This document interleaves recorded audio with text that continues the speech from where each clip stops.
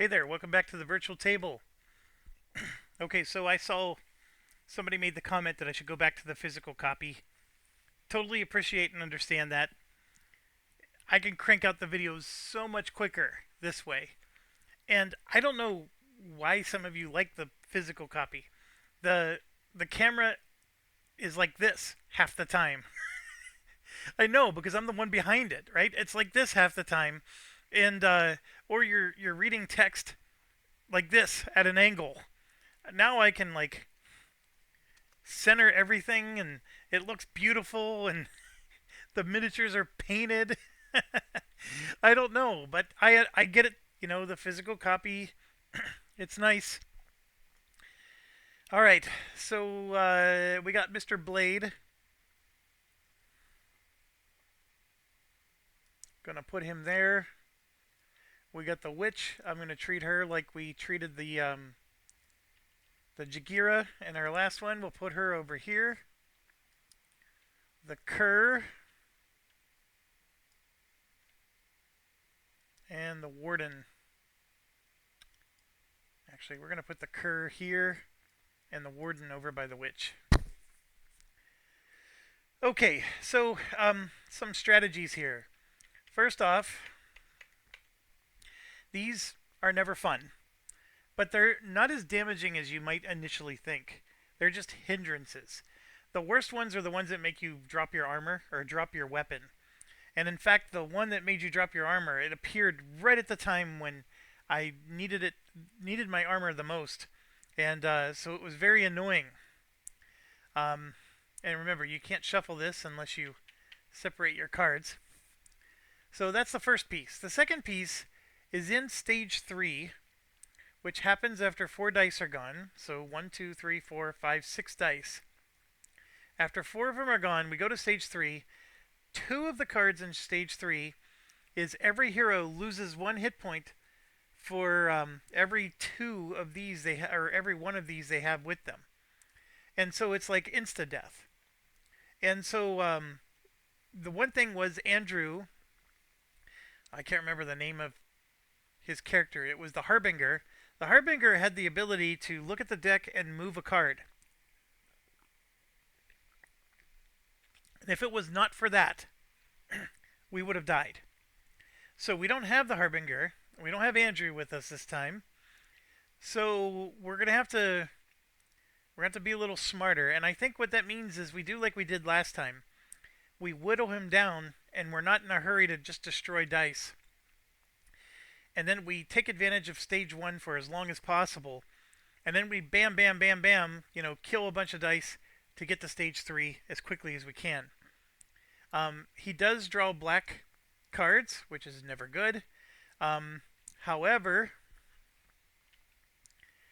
that symbol matters. And then there's another one around here somewhere. The tail sometimes matters, not as much. There it is, the slash. This guy uses the slash more than he uses the bite, but both are bad. And that's it.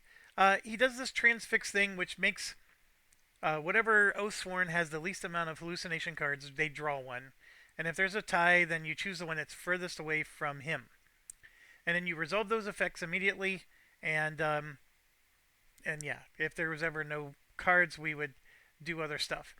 At any point in time, if you have 2 Oathsworn next to each other like this, one Oathsworn can cause the other one to lose all of his cards. And so I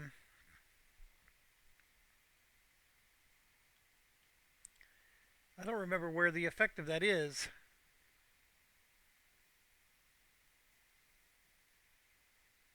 I would swear that was written somewhere. Maybe it's written on the actual card, the deck itself. Nope. I would swear that was written somewhere where somebody. So if one player, Oathsworn, is next to another, you do something and it makes them lose all their cards.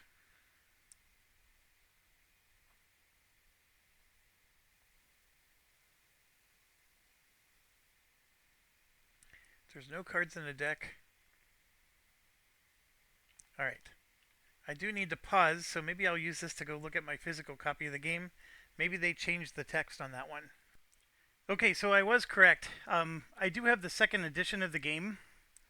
There is another section down here in the special rules called Snap Out of It. So the Oathsworn with the least amount of hallucination cards, if they're next to another one, they can force the other one. Well, it's they have to agree. The other one can take a health point loss, so they lose a health, but they get rid of all their cards and all the effects of the cards. Because like we were crippled and lost something, I think our weapon, and I was able to get it all back. So it's a thing. It is possible. Let's get her done.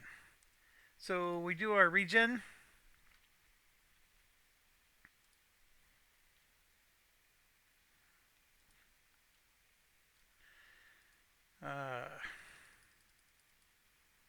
There we go.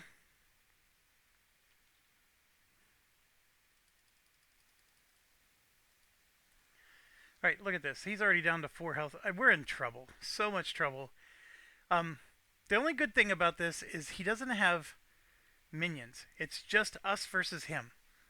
Now, he moves all over the map. He throws you all over the map. So, if we do knock back on him, the only thing that's going to hurt him are the trees. We could knock him into one of ourselves, but then we take damage, same as him.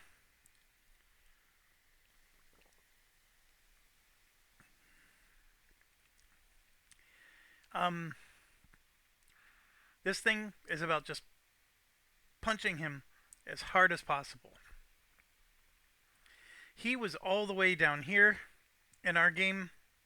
He went, we had characters all the way up there. Everybody was everywhere.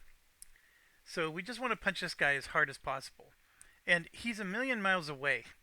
So this first round, we're like going to get to do nothing. We're going to do nothing and we're going to like it. And then I always have to remember to change my color to the Game Master. So now I don't have cards in my hand per se. And then let's decide who's going to go first. We'll start with the Witch. We're going to do the card that... Oh, I'm sorry. We got some decisions. We have hit level 2, which means these cards are now available for her. So let's take a quick look at these. So she has Firewall. She'll use up 2 fire, and it places 5 of these in a straight line. The center hex must be placed adjacent to you. Okay, so this center one just has to be near you, and then you can like orient the line however you like. That's interesting. This one, gain 2 against attack. Choose any amount of ice. Gain a defense against this damage for each ice chosen. I mean, that's nice. That's it. Or no, here's another one. Telekinesis.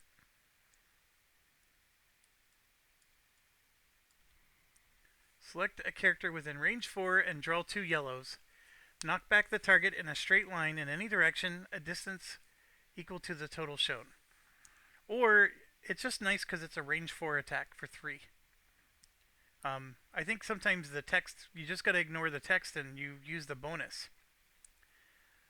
This is a range 3 attack for 3. So like this is just an overall better attack right here.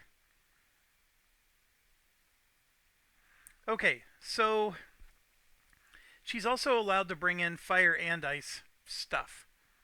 So we got these 3 cards. We have all these flaming cards that we didn't use last time. I know we named this Minnesota Frost after our viewer. I wasn't a big fan of these water spells. Like, they weren't that great. This comet spell was okay. The best one was the chain lightning. And now with the warden, we can make the warden the second target. So that way we could hit the boss twice with it. But it just seems like a lot of effort just to hit the boss twice. So let's say we wanted to take out the ice ones. we're looking at, here, we'll just put them all here. 1, 2. Of course that's happening. The stuff is triggering. Oh, Jeff. Here we go.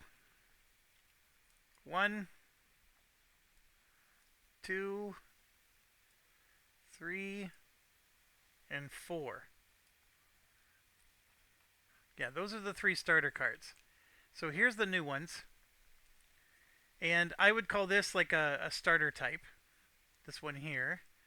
I wasn't a fan of Encapsulate at all. Select an enemy that's on it, draw. This was dumb. The unarmed range 3 is also dumb. So I don't like this card. So let's call that a number 1 that I don't want. So I can take the Glacial Shield, or I can take the number 1 from here, like Fireflies. I know there's more than just this.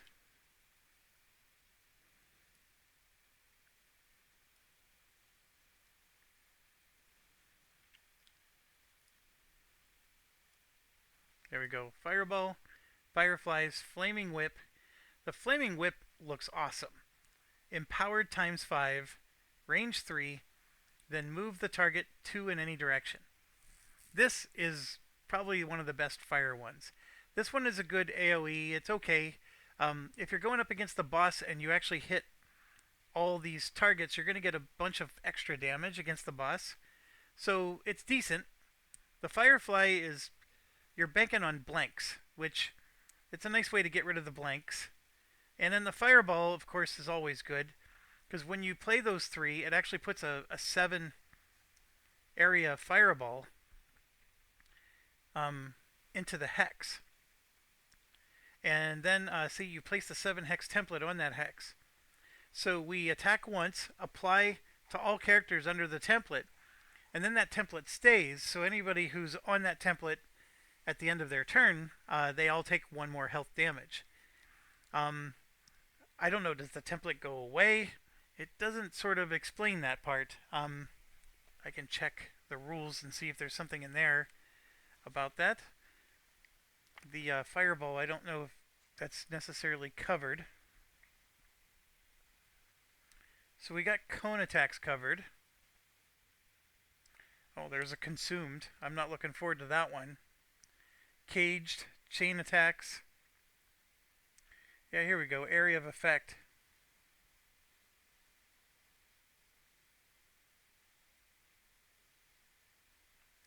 Yeah, it's just like we said, if it covers more than one space, it just does more than 1 damage.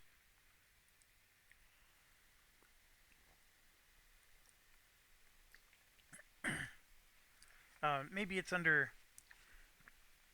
So fire and water tiles is described on page 9. So let's go check that out real quick. If a character occupies a hex with 1 or more fire tiles, remove 1 tile beneath the character from the board and the character loses 1 hit point. And that's at the end of round phase. So we do the Fireball, the hex would fall, and if any of those characters are still in that spot at the end of the round, then they lose a health. I do like the fire spells. This Flaming Whip is good. The Fireball is good, although look at them. They're all 4 crystals. This Comet is not bad. These 2 are not bad. The Ice Spike, potential. So we got a new Firewall, which again, the Telekinesis is okay. This Glacial Shield, what cards did we keep? See this Kinetic Reflection? This is almost identical to the Glacial Shield one. The only difference is this is a 2-gem attack, which is cheap.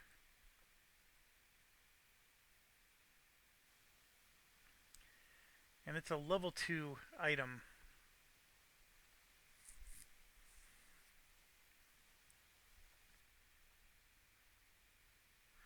So I can get rid of Encapsulate and put Glacial Shield in.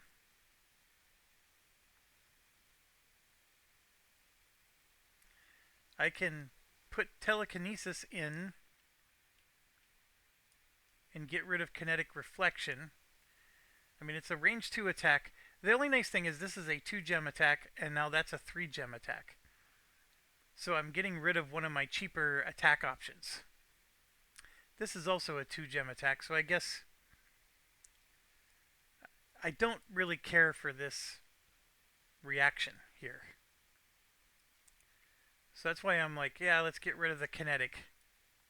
So if I'm going to stay with the ice theme, that's what we're going to have as our lineup, is these 4. The encapsulate gets removed. The one thing I will say is that these are all gem-wise much cheaper than the fire. So as much as the fire ones are awesome, I don't think I'm factoring in just how expensive those skills are to actually execute. So I'm just going to put all the fires together, and then this is just a regular skill. And there's the ice skill we're not going to take. So we're going to take... I don't know why it's not letting me select them. There we go. We're going to take these 4 and add them to our hand. So there we go. 1, 2, 3, 4, 5, 6, 7. And then this, of course, is our wound that we're going to have to play right away. Next, and we also, I was paying attention, we got rid of a 2 and a 1, and we replaced it with a 2 and a 1. So we have balance. So my apologies. We got to do this with every character. And I am concerned because some of these skills did get changed in the 2nd edition. And the fact that this does not show the 2nd edition update, that does show a flaw with this. And one of the ways we can check is we can look at the priest.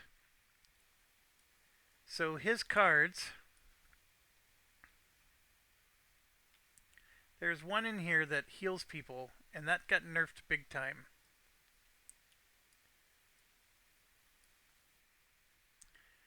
One adjacent character gains 1 and you lose 1. I don't remember if that was on his card or not. Select an adjacent character. Perform a basic check. Difficulty is equal to the character's health plus 2. For each success, they gain 1. If they gain any, you lose 1.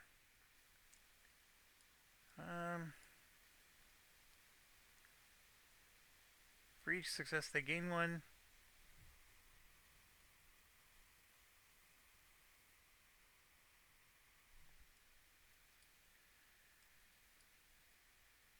Here we go, Vitality Aura. Yeah, some of those are level 15. I didn't play that character. Let's do Penitent, because I played him.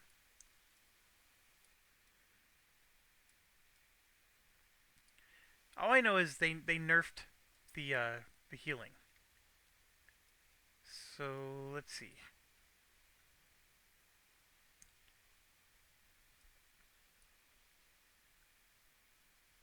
Yeah, this intercession doesn't work this way anymore. So we're looking at 1st edition cards here. That's a little bit of a problem, because there's a chance that some of these got changed. Alright, I understand. Use the physical copy.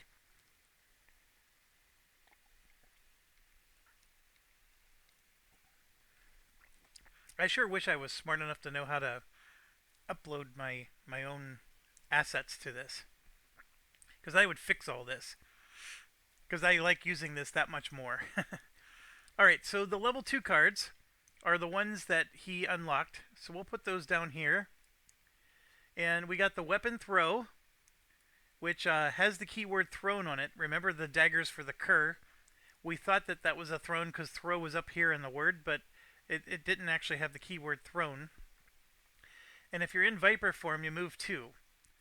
So you throw your weapons, and you can even move 2 towards your weapons. It's not horrible, but look at that. 4 gems is expensive. Then Master Parry. Instead of playing a defense, you gain 3. And if you're in Ox form, guess the amount of damage. If you're within 2, ignore the damage against you. This is insanity. This is that Harbinger all over again. I'm not sure I like either of these. Although, here's an attack that only costs 2 gems. For that alone, this is probably worth it. So it's a level 3 skill. So let's look at his skills and which ones did we not like. That one was actually good. That's a 3. This one is a move only.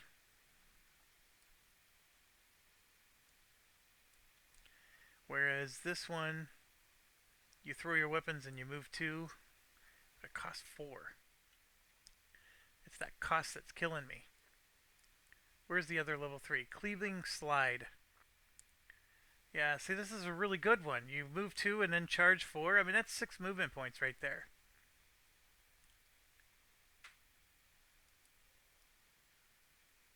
That's good. Although against this enemy, this boss, this may not be as good. So we could replace this with the throwing one.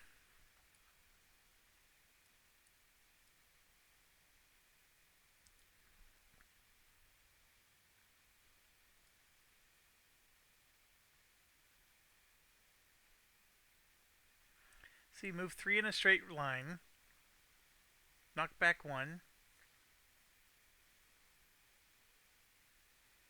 And if you're a boar, you add 2 damage. So you attack with a knockback 1. I sort of like all these cards. Like, which one would I even get rid of? I think both of these stink. This one's okay. I do like that it's a 2-gem attack. This one's a 2-gem attack as well. A lot of these... This is the only one that's questionable.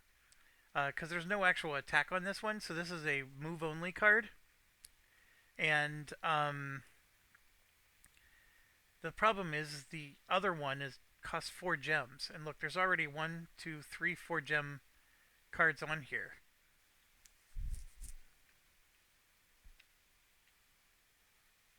The Master's Parry might be worth it. It's another level 3 card though.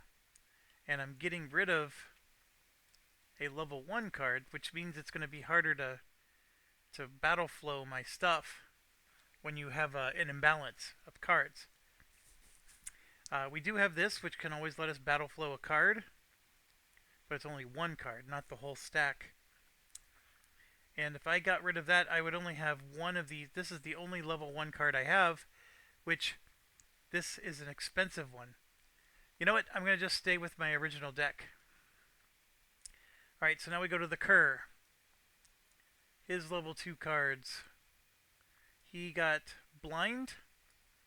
If you're attacking in the front, turn the enemy to face any direction.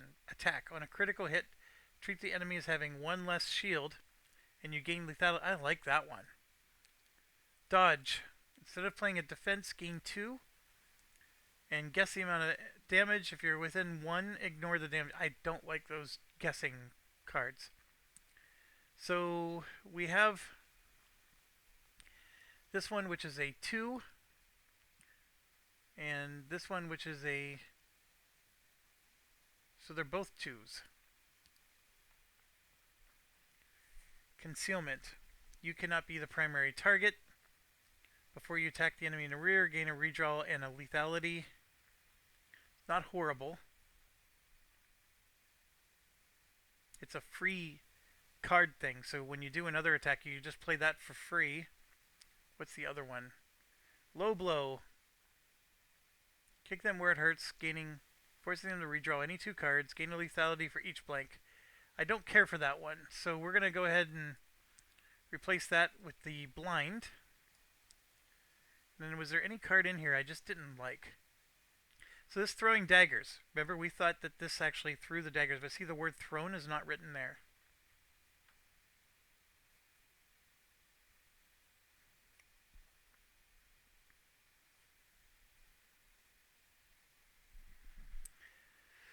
Alright, I think I'm just not going to take Low Blow.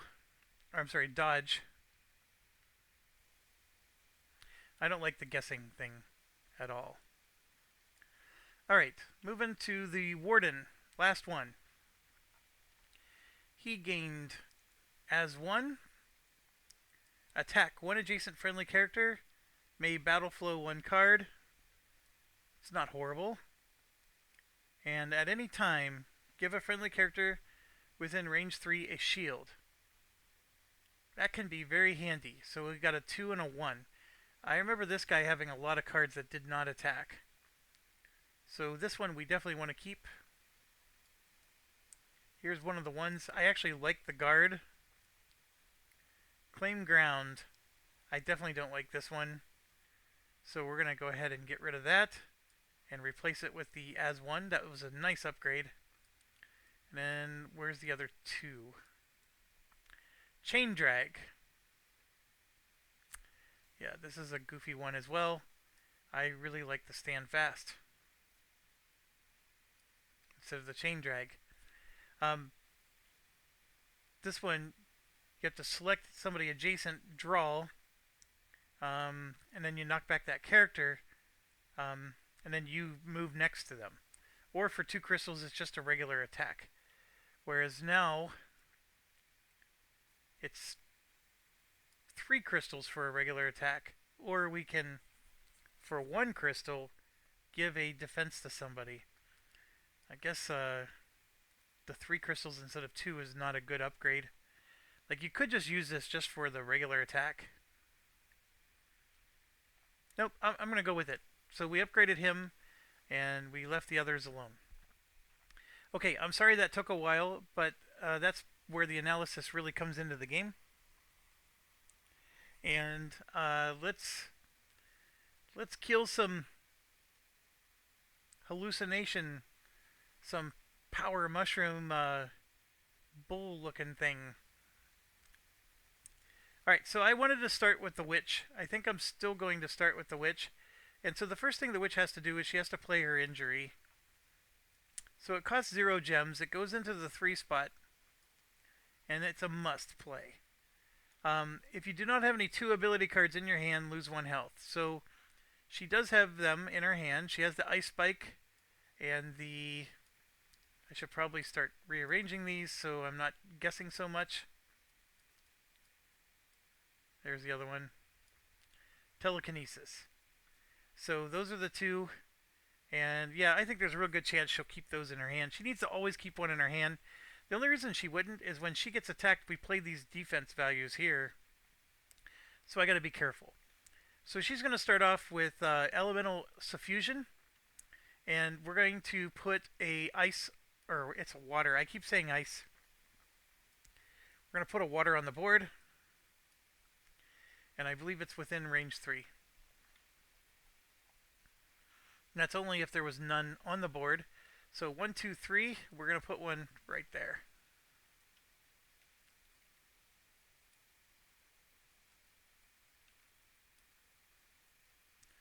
Of course. Alright. That cost her 2 gems. And that did require that there's none within range 3, which is the case. Then her special ability, once per round, she can spread 1. So we're going to spread that now. And we're going to put 1 there. And 1... We're not going to spread yet. Here's why.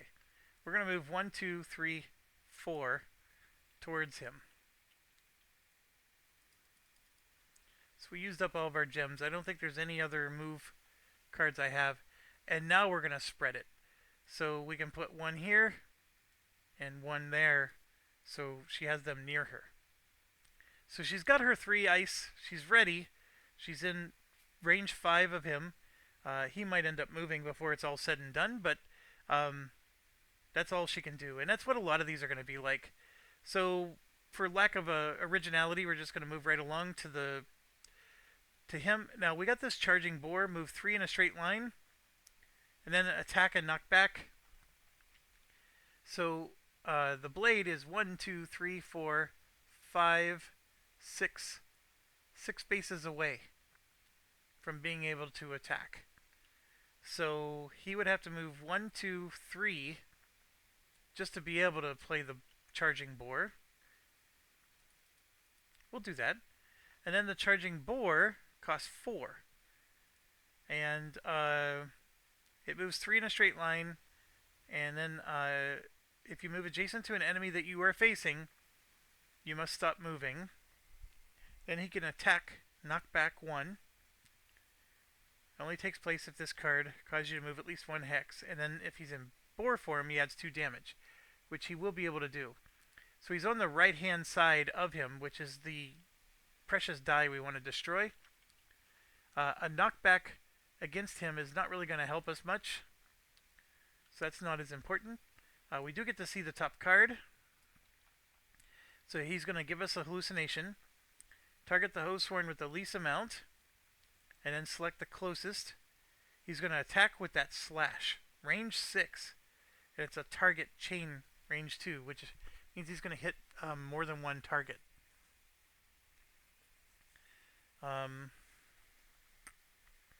He doesn't move because it's a ranged attack. And then he's going to move southeast. Okay, so I want to destroy this die to reduce how much damage that attack does. So yeah, we're going to do it. 1, 2, 3 is the charge forward. And so now we're next to him, and I can attack his... So remember, this is his front, and then this is his flank. So these 3 tiles are in the front of him, and these 2 are in the... These 3 tiles are the flank of him. So we're attacking the... you could argue it's the front or the flank, because this is next to both. But we're going to attack the flank, his right flank, this one.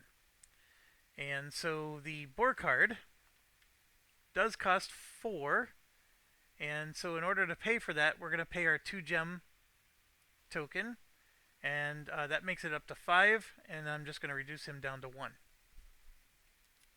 Alright, so we do get a red cube. Actually, we get a whole bunch of stuff. Let me take this back. I'm going to take this back and reduce him to a 0, and here's why. We have the halberd.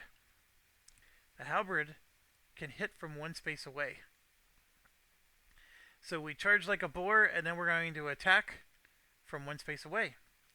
And you can see that here. When you attack, add 1 range to the attack. And so we're going to add that 1 range, and this is going to go into the 2 spot. Even though this is in the cooldown, the weapon is still in your hand. It still gives you the red. It just means we can't use this text at the bottom next time. So we're going to attack with a red, and here we go. I think I want to use the cards at the moment, so we're going to do a red, and he has 2 rerolls. So we're going to do 1, 2, 3. And we got a blank on the red. Do I want to reroll a red? I mean, we are for sure hitting. We're going to hit for 4 damage, and then the board charge added 2 more, which makes it 6. This guy has 3 health, or 3 armor, so that would be 2 damage to him. I mean, the red could turn that into 3 damage, but I think I'm going to just take what I got. So we're going to go ahead and do that, and and yes, we're going to do 2 damage to this guy, so he's going to drop down to 4. Alright, I'm okay with that, and that lets us keep all of our tokens and everything else, so I'm happy with that. Alright, let's go to the cur. This guy, his biggest issue is he's got to get up there. A lot of movement points. And then he does have some really nice, juicy attack options. If he's near the warden, that helps. 1, 2, 3, 4, 5, 6 spaces just to get next to him. So if we do this, these 2 are going to both be attacked by this chain attack.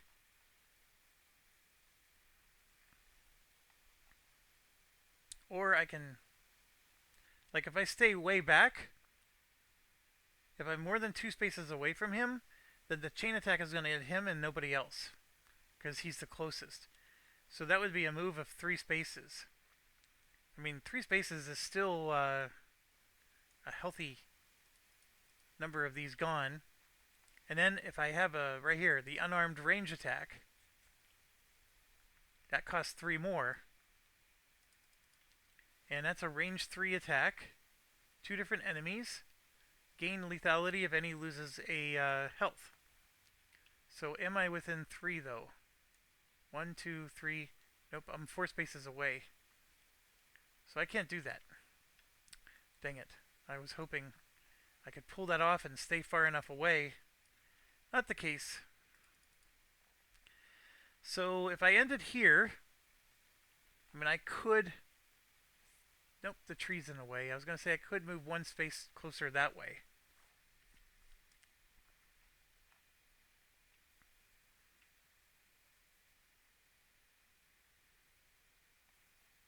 Yeah, okay, so as much as it pains me to say this, I could do this.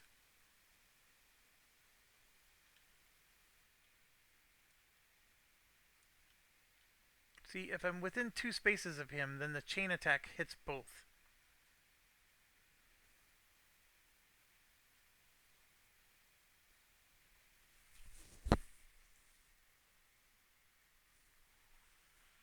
I needed him to move 1 space further.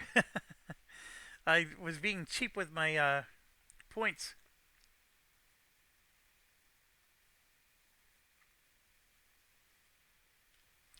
The debate here is how badly do I need to start doing damage to this guy? And my answer is very. We need to kill him quickly. So it might mean that I'm going to have to suffer a chain attack. So I'm going to use my ×2 token and move 2 more spaces up. And it doesn't matter what I do. So now I'm within range of him. Yeah. So the ×2 token is going to get used.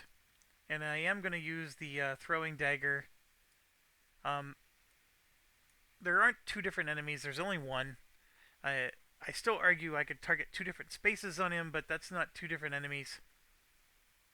If I cause him to lose any health, I'm going to gain a lethality. It's an unarmed attack, which means I ignore the yellow. So what that means is I'm drawing only whites. I need to do at least 3 damage. So I'm going to draw 4 of these. 2, 4, 5, and I crit. So we're going to draw 1 of these for the crit. So we just did 7. And 7 is a very healthy number, because 7 divided by 3 is 2 damage. And I'm going to attack that same die again. Drop it down to 2.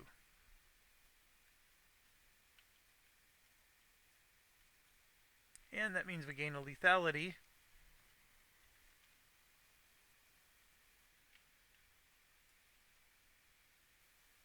So there's our first one. Alright, last but not least is the Warden. And I'm just making sure I don't have any move cards. I don't really. I just need to move up. And if I'm within 2 of this guy, then the chain is going to hit all 3 of us. But if I go 1, 2, 3, 4, 5, 6 like that, then I'm more than 2 away. That also makes him the closest, which means the chain is going to attack him and then nobody else. Yeah, I'm going to do that. We're going to move the Warden up 6. 1, 2, 3, 4, 5, 6. All the cards are spent, and that's it. Our turn is over. Okay, so we're going to go to his turn, and he is going to... I have to sneeze 1 second. He's going to transfix. So the Oathsworn furthest away, which is the Witch, is going to get the top card here. And I'm going to hit Shift 1. And I don't know where to drop this card, but we'll put it maybe there. Mind War. Draw a basic check, difficulty 6. If you succeed, gain a shield.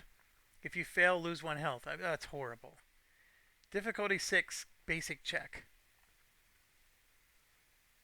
Only 1 blank is out. A crit's already gone. 2 of those. 3 of those. There's 11 left. 5 of those 11 are blanks. That's not good. So that means we gotta do a basic check with like 4 dice, and I need a 6. Alright, let's try it.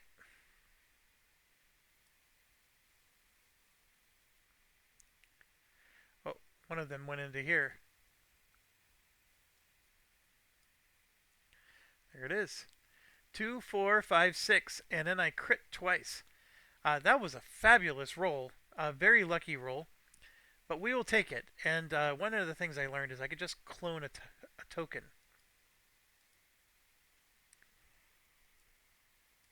So I think it's Control C. Why is it not letting me clone it?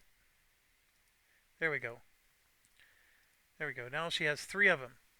That was fantastic. So she survived this. It doesn't really do anything anymore. It just counts as her having 1. And then he gets to target the Oathsworn with the least amount of hallucinations. There's a tie. The witch has the most. So he's going to attack. This dice was not destroyed, so he's going to get a full attack, range 6, and he's going to target the closest, which is going to be the warden. And then the range 2 here just means that the chain lightning is going to bounce from one to the next if they're within 2 spaces of each other. In this case, the range 2, if you'll see this guy right here, 2 spaces away, there's nobody next to him except for the satyr himself. So, it's only going to hit 1 person. And he does not move. But then he's going to move 3 to the southeast after this is done. And so we could resolve that now. So right here's the center. He's going to move 1, 2, 3, and then he's going to occupy this spot. And all that does is that pushes the warden out of the way. So I'm just going to move the warden up 1 space for right now. So there's where he's going to end up. And technically he rotates like so. And the warden would push north because the whole north rule thing. But the damage to the warden gets applied first before he does this move. So forgive me as I try to get that positioned. And we're going to do the damage in a second. My son's calling me. I need to pause. Okay, I am back. So we're going to draw all the damage here. And it's only going to hit the warden. So the warden is going to play a card. Which one is he going to play? We're going to do the shield bash one, because that gives him 3 defense. So yeah, we'll get that one in play. So he has 7 defense against this attack. And I like the odds of that. So here we go. He gets 1 black, 2 red. Those are very high numbers there. And 2 yellow.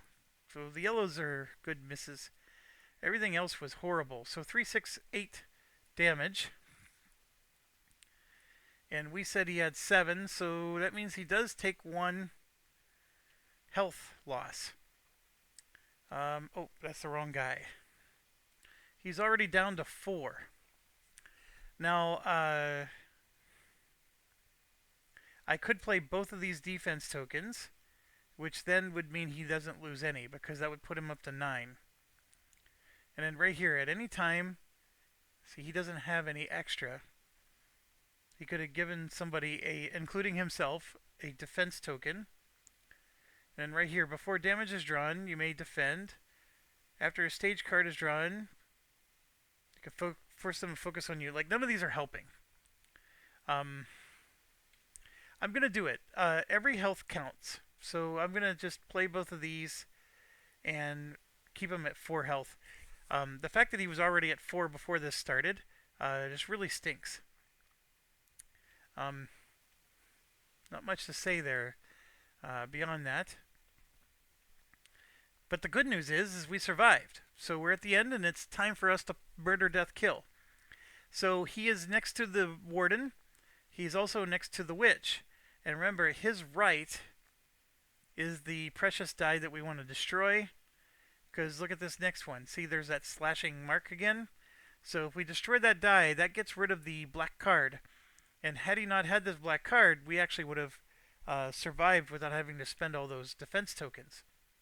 I do have 3 of these. I could chain lightning. The warden is immune to the witch's effects, so I can hit him, bounce off the warden, and then hit him again with a chain lightning. That's not a bad idea. I think actually that's what I want to do. So let's go to shift 1. First of all, we regen everybody. Shift 1, shift 2.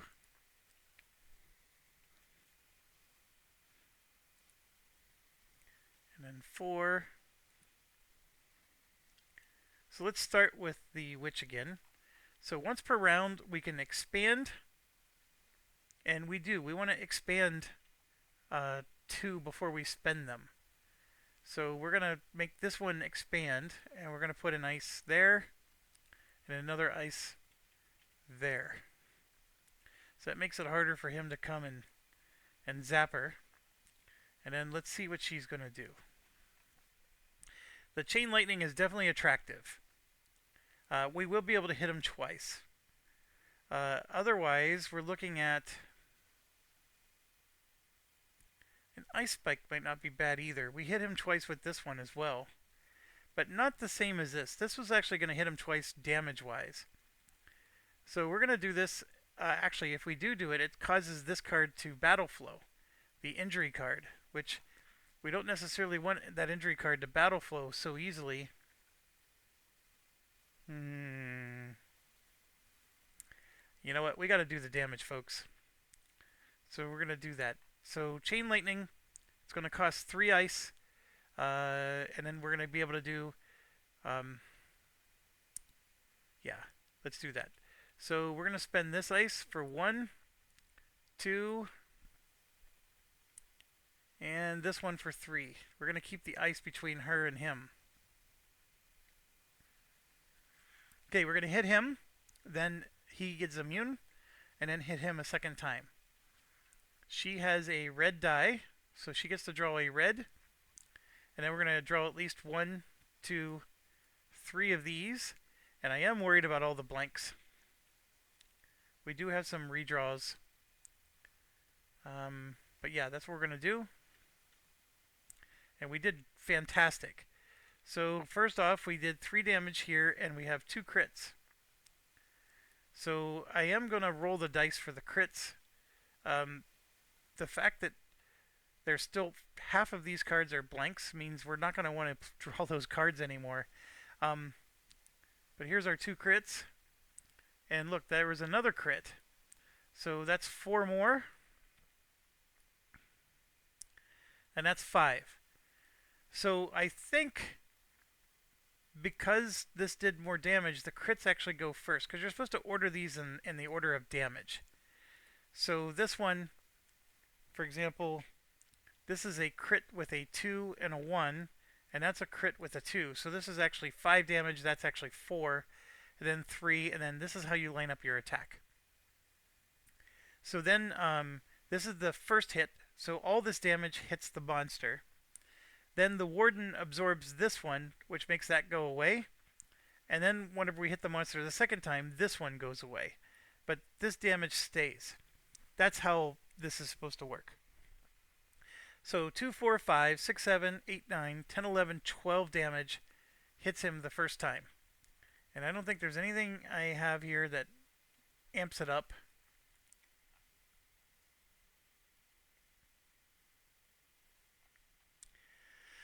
12 damage is fantastic, because 12 divided by 3 is 4. And we're facing his right side. So I could destroy this, but I don't want to. Instead, I'm going to hit the front. and reduce that down to 2. So we're going to apply the 4 damage, and then I want to destroy this with the second. So we do that, and then this goes away because of the warden, and then this goes away because of just the way the chain works, and now it's back to this, so it's 2, 4, 6, 7, 8, 9, 10. So 10 divided by 3 is still 3 damage against him. And 3 damage against him is enough to destroy this die, which we're going to do. So I will just put it over here. Okay, so if we destroy the die, he's then going to transfix, and the furthest away one is the blade, so the blade gets this. And the blade, if I remember correctly, was here. They are everywhere. Do not spend animus. Move to the closest obstacle. Place your highest cooldown card with an attack symbol on cooldown as you flail at it. It triggers battle flow. Alright, it just means he loses highest cooldown, which is going to be the cleaving or the mule's regard. I'm going to do the mule's regard. So there you go. He lost that one.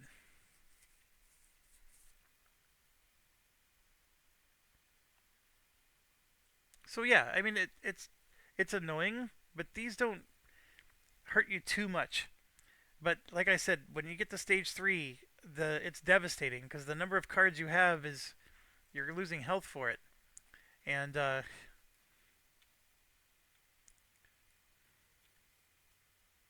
anyways, I was going to try to show you the card. We got to get these separated anyways.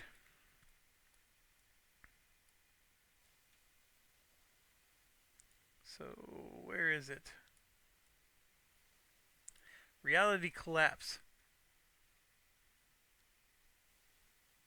Causing all characters lose 1 health for each hallucination they have. If they're not within range 4, the hit point loss is halved. That's still horrible. Horrible, horrible, horrible, folks.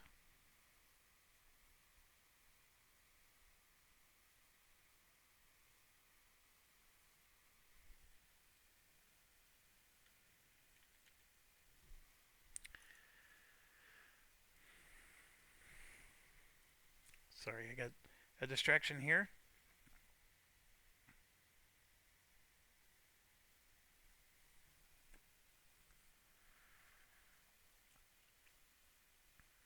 Okay, so let's keep playing the card.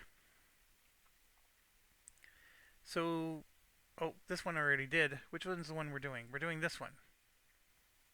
So he's going to move 5 to the witch and then attack the witch. After the attack, she gets knocked back 4. And they will not collide with the satyr. And then he's going to move again. And he's going to move the direction we don't want him to move. So, the move is going to go over the ice. He has plenty of movement points, so that's not an issue.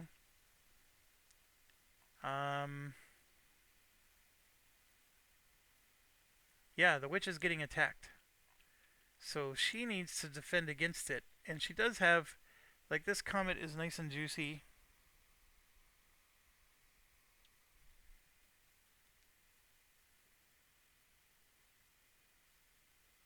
It's got a nice 3 defense on it. And I don't think I'm going to play the comet anytime soon anyways. So let's go ahead and do this one. And this is actually going to cause the chain lightning to battle flow, which is good. So she's up to 5 defense now. And then she has these tokens as well. We destroyed the die, so the black card does not get drawn. So it's 1, 2, 3, 4, and that's 5 damage. She has 5, so she would take a 1 health loss. But she's going to play one of these and take a 0 health loss. And that mitigates that part. So then she now gets thrown in a direction. So we got to take one of these dice and roll it. Southeast. So she's going to move 1, 2, 3, 4 to the southeast, which hurts. just because she's going to be so far away from him. Then he's going to move 3 to the northeast. But he's over water. And so he's going to rotate northeast like this. But to move, like this is his center, to move here, it's going to cost 2 movement points because he's over water. And then it's going to cost him 2 more to move again because he's over water. So he's actually only going to move 1 space. That did not move 1 space. Or no, actually it did. No, it did not. This is 1 space.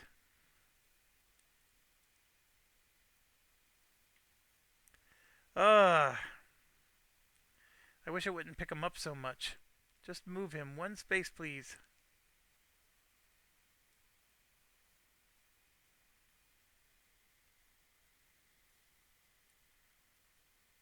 There we go.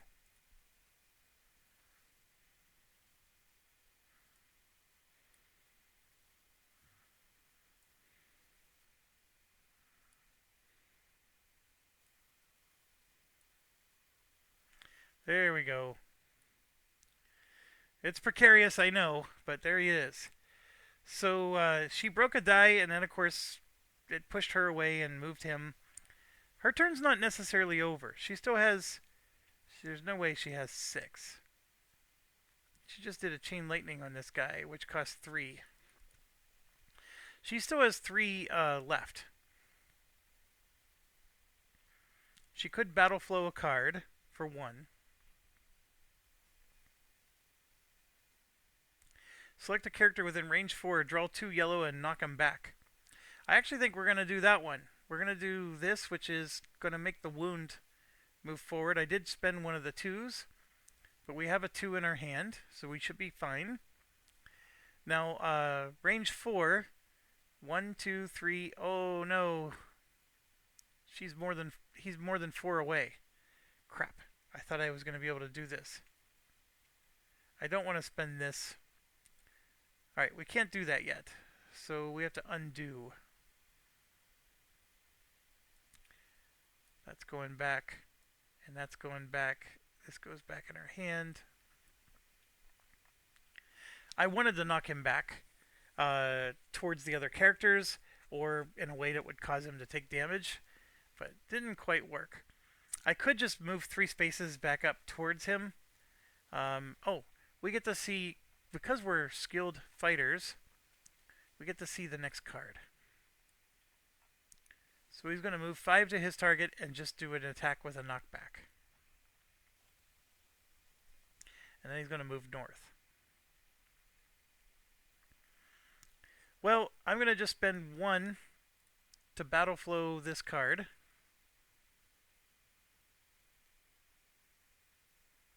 No.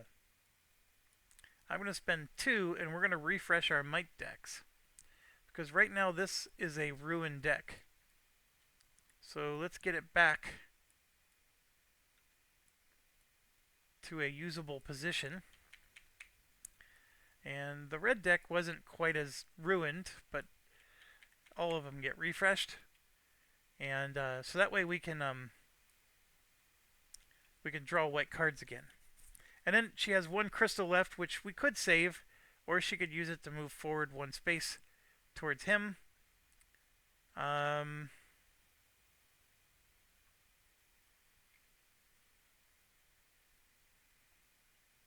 She is a million miles away from this guy. We'll move forward 1 space. And there you be.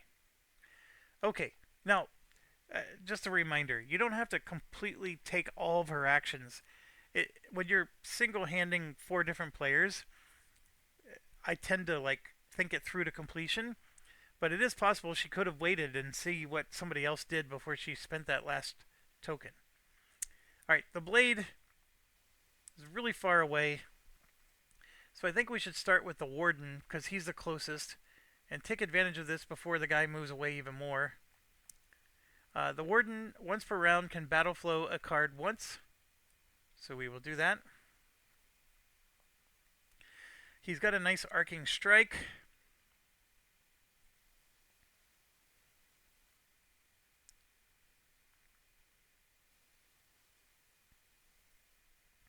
Or you can just do a straight up attack. Yeah, I think we're going to do the arcing strike. So he'll hit 3 spots. So if we come over here to where he's located, we want to be able to hit like the 3 spots around him. And as you can see, the way this guy is the best he can do is hit 2 of them. So it just costs 1 step. So he'll hit these 3 spots, and then he'll hit this guy twice. It's the left side, so he's going to hit the left side die, and he's going to get +1 damage because he's hitting 2 locations. So 1 crystal to move, and then 1, 2, 3, 4 to play the arcing strike, which is a 2 that goes there. And I don't know why the shield bash didn't move, but we're going to go ahead and move it. Alright, if you kill any enemies, gain a shield. He's not going to kill anything. He still has nothing? No. I forgot to grab a yellow.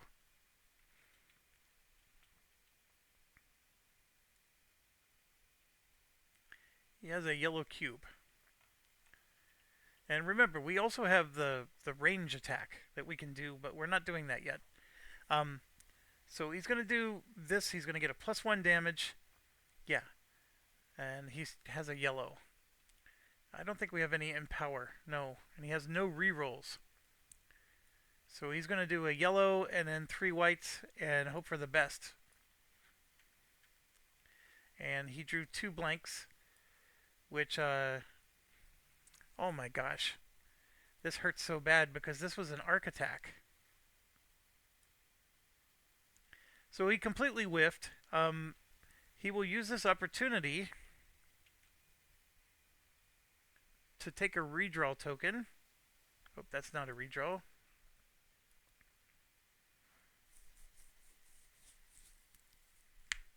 And that's it. Now he could spend this 2 to get another attack in. And there's a part of me that wants to, because this guy needs to die. We can't just be sitting here doing nothing. So I will do that. This costs 3 to get an attack in. This one costs 3. We're going to go ahead and do stand fast because that's going to battle flow that. And yes, there's the 1, and then this is 2 and 3. So he's going to get another attack in. He's going to do a similar thing, a yellow and 2 whites. And holy buckets. So we got the 3rd blank white. And we're actually going to redraw a yellow. So I went to the wrong place. I'm going to play that redraw token right away. Now remember, he gets it back if this is still a blank. It's not, it's a 1. And that is 3 damage, which is enough to... He's got 2 on his flank. We're going to reduce... We just do 1 hit point of damage to him. You got to do as much as you can, folks. That was a little on the sad side, but that's what happens when you miss. Okay, so 2 of our characters are completely done. We got the cur and the blade.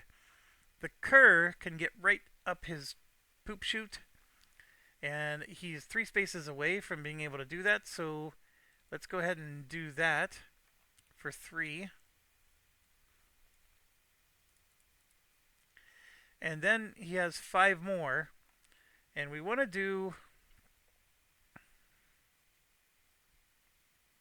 So like here, if it's targeting the flank or rear, that's Nightshade. We want to do Backstab, which adds +5 damage and gains a lethality. So Backstab is a 1. The Nightshade is a 3.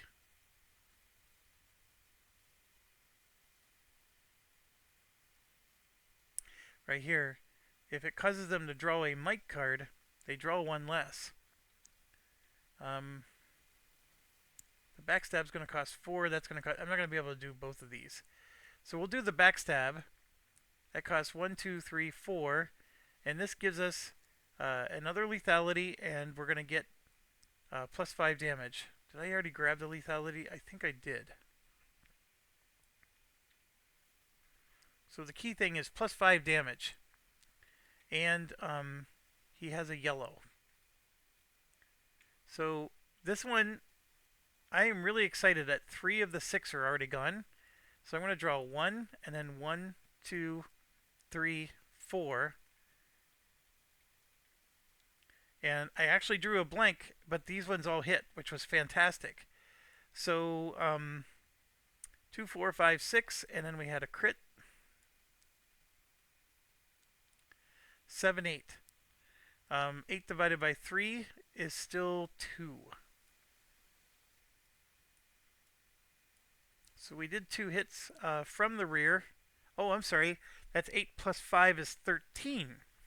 Divided by 3 is 4 damage to the rear. So we're going to drop that down to 2. Very happy with that. Good, good, good attack. We only have 1 crystal left. I like what we're doing.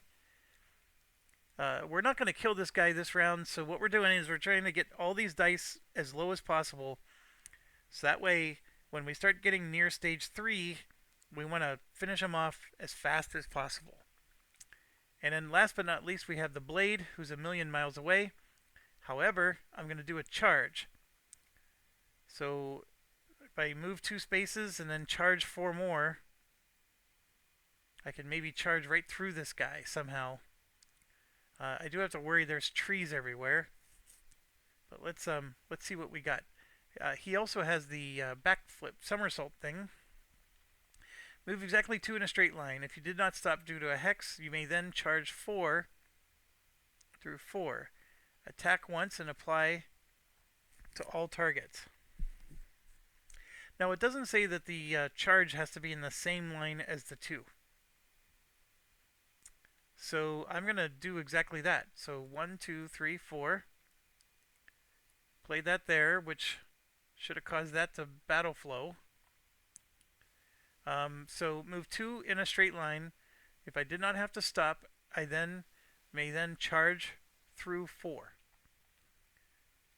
So I'm going to move 2 this way in a straight line, and then I'm going to charge 1, 2, 3, 4, like so. Now the charge, when it hits a boss like this, you actually pop out at a, it's almost like you were pushed. So we're charging through 2 of the spaces, which means I'm going to get a plus 1 damage to my charge.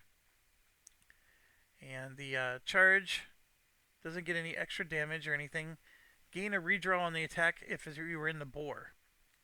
Now before I played this card, I had 1, 1, and 1, so I get to choose my stance, and so I can choose a bore stance. So it wasn't until after I played the card that it got imbalanced. So we do get a free redraw on this, and he draws a red. So we're going to get a red, and this is looking fantastic. 3 of the blanks have already been consumed, although that means there's 3 blanks in here, but we're going to go ahead and draw 1, 2, 3, 4. Am I going to draw a 5th one? No. Oh my gosh. 4, 5, 6, 7, 8, 9. And then I get to add 1 more for 10, and then 2 of them crit. So I'm going to go ahead and roll this for the crit. Alright, so we got 11. And then we're going to roll a red for the other crit. A blank. And I think I get a free redraw, so I'm going to redraw this one. So that puts it to 14. 4, 5, 6, 7, 8, 9, 10, 11, 12, 13. And then 1 more because we charged through 2 spaces. So 14. Now this is not looking good. There's still 3 blanks out of 5. But the 14 is good. 14 divided by 3 is 3 3 times 4 is 12. So that's 4 damage. And we came this way. So this was from the rear. Right? These are the 3 rear spots. But we also hit the flank, which is over here. So I could take this flank and reduce it to 2. And that's what I'm going to do. 4 damage to the flank. Alright. I still have 2 gems left. I could battle flow a card. I'm just looking to see if there's any way I can do my somersault.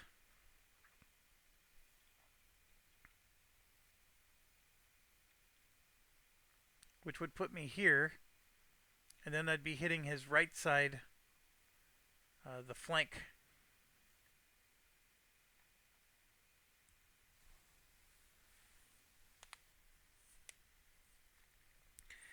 Target the enemy you leapt over. If you're attacking the enemy's rear, it's empowered times 3. That's the only thing. I wouldn't be attacking the rear. But I could spend my 2 token and attack the right flank. And see, there's still a die here, so I can get him whittled down some more all in one go.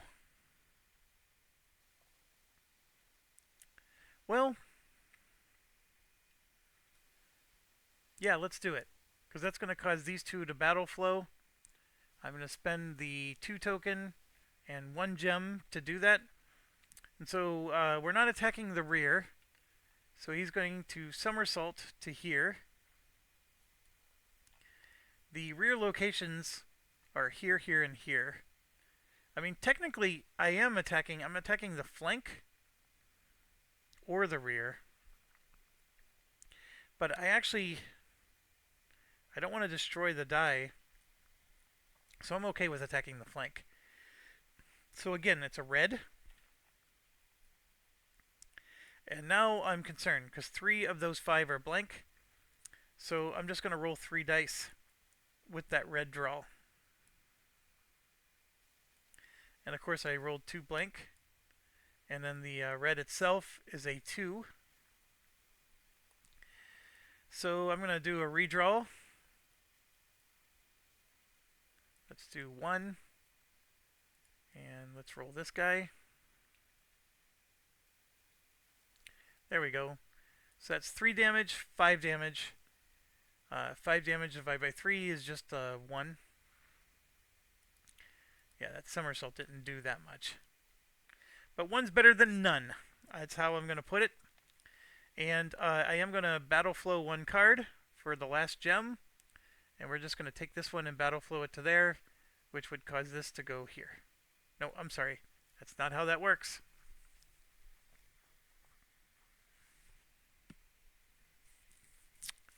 Okay. I believe everybody is done. So now he gets to do his damage. So we're still in stage 1. He's going to draw this card, which has Transfix, first action. So it's got to be somebody who does not have one of these. So the Witch and the Blade both have one. So it's either going to be the Cur or the Warden. And it's whoever's furthest away. And the Warden and the Cur are both equal, but the Warden is further north. And remember, the Northwest rule always applies. So this goes to the Warden, and I'm just going to flip it here and see what it says. Do not spend Animus on this action. Target the closest Oathsworn. You must move into range with your weapon and attack them using 4 mic cards. This attack will not miss or critical, and the victim may play a defense card as usual. After this, you can act as usual. You must move into range with your weapon. Alright, so I guess you have unlimited movement. This would have been nice, actually, on the Witch, because we need to get her back in the fray. But it's, I think it said how many mic cards? 4. And this guy uses yellow. Alright, so the Warden's going to go to the closest other person, which is the Cur. So he's going to move 2 down. And he has to attack the Cur. Oh my goodness, what's going on? Alright. Kerr can defend himself, so let's see what he wants to do here. He has 2 defense.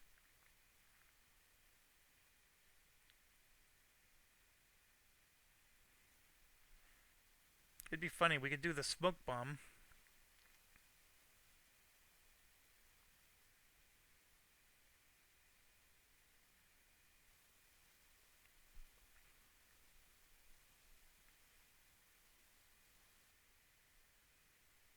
So the question becomes, do I want to play any of these? I think I want to play this next round. I'm not attacking the enemy's front, at least not at the moment. How's he going to move? That's going to dictate which card I play. So he's going to move 3 to the north, which means I'm going to still be seeing his rear. So I'm going to go ahead and do the blind card here. So now I have 4 defense against whatever this guy does. So he's going to draw 4 cards, 1 yellow and 3 white, which there's a real good chance these are all blanks. So that's 2, and it did say no critical. So we drew 2 of those blanks. So it was a 4 damage attack, and I said that he had 4 shields. I'm sorry, the Kerr had 4, and we'll play 1 more, and that makes it a 0. So no health loss for him, which is good.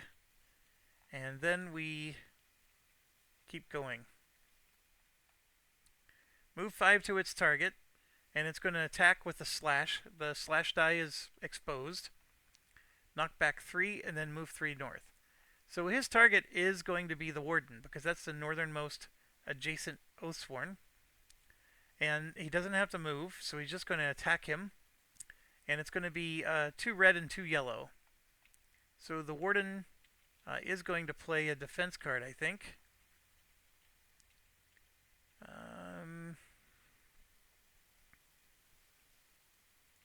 He'll play this one for 3 defense. And here we go. So that puts him to 7.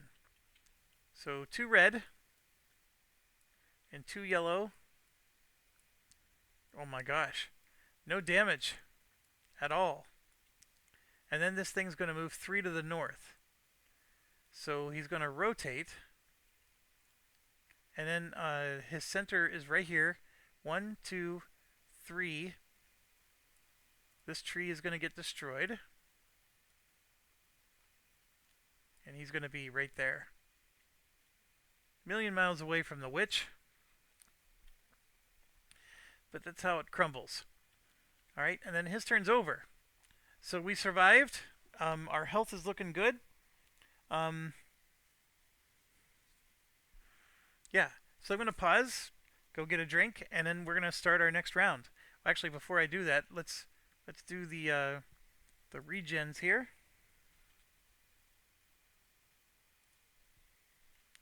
This goes back in hand.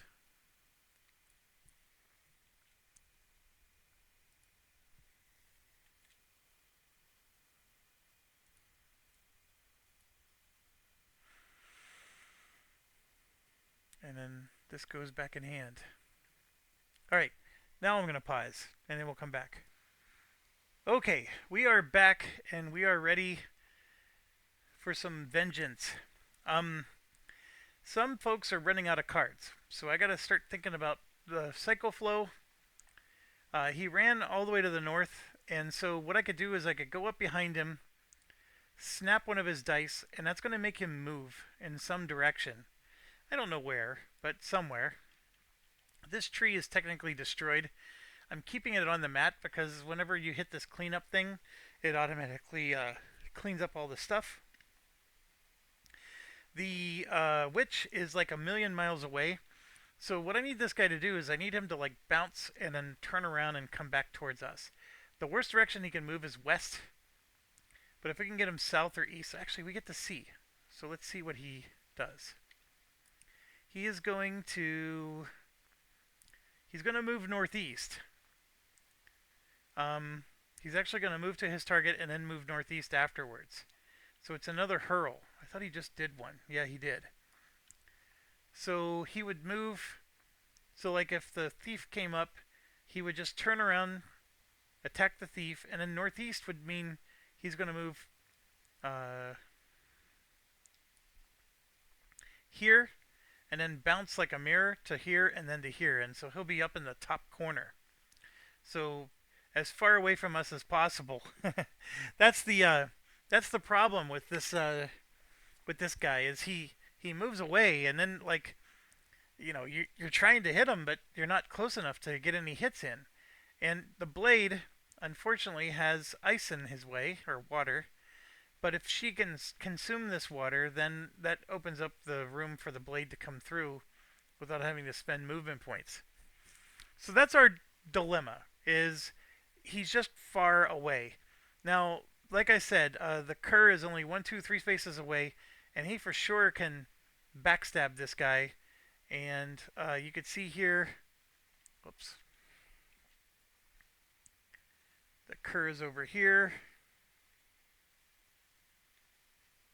We saved Nightshade for when he's attacking from the flank or rear.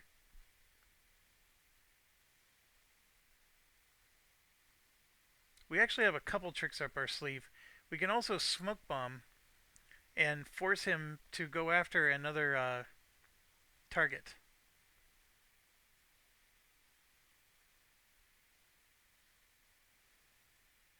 You cannot be the primary target of the enemy if you're in its rear arc. This is even better. So we could do this, and then when he gets angry, yeah, he's going to move to attack, but he would move to attack the warden, because that's the next closest. So that's just going to get him 1 space. He'll move 2 spaces, 1, 2, 2 spaces south. Then he'll move 1, 2, 3 north. He'll still in the exact same spot. It doesn't help. The other thing we can do is, like I said, if the witch can hit him, I can make him come all the way down after the witch, and then he's going to go, bounce this way, and he'll bounce back towards them. That's possible as well. So let's look at the witch's stuff. So we got the ice spike and the telekinesis. Both of those are helpful. Telekinesis is not helpful at all because I said both are helpful. The reason this is helpful is because if this injury comes back, we need this to stay in our hand.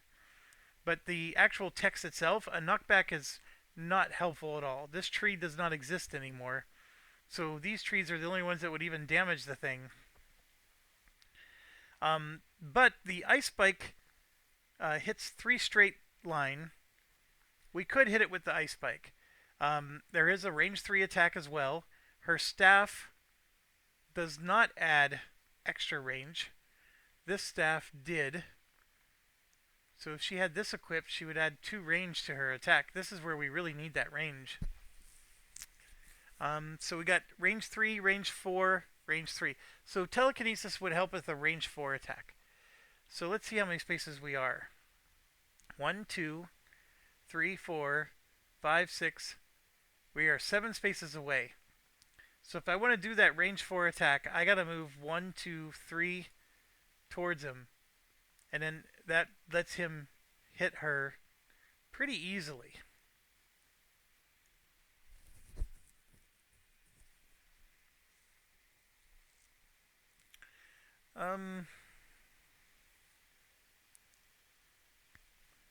Well, let's play this out.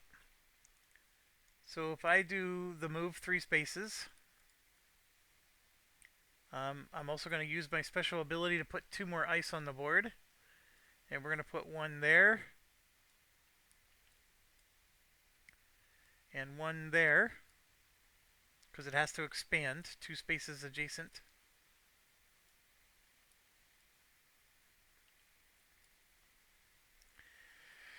Ay, ay, ay. Okay. So we have 4 ice.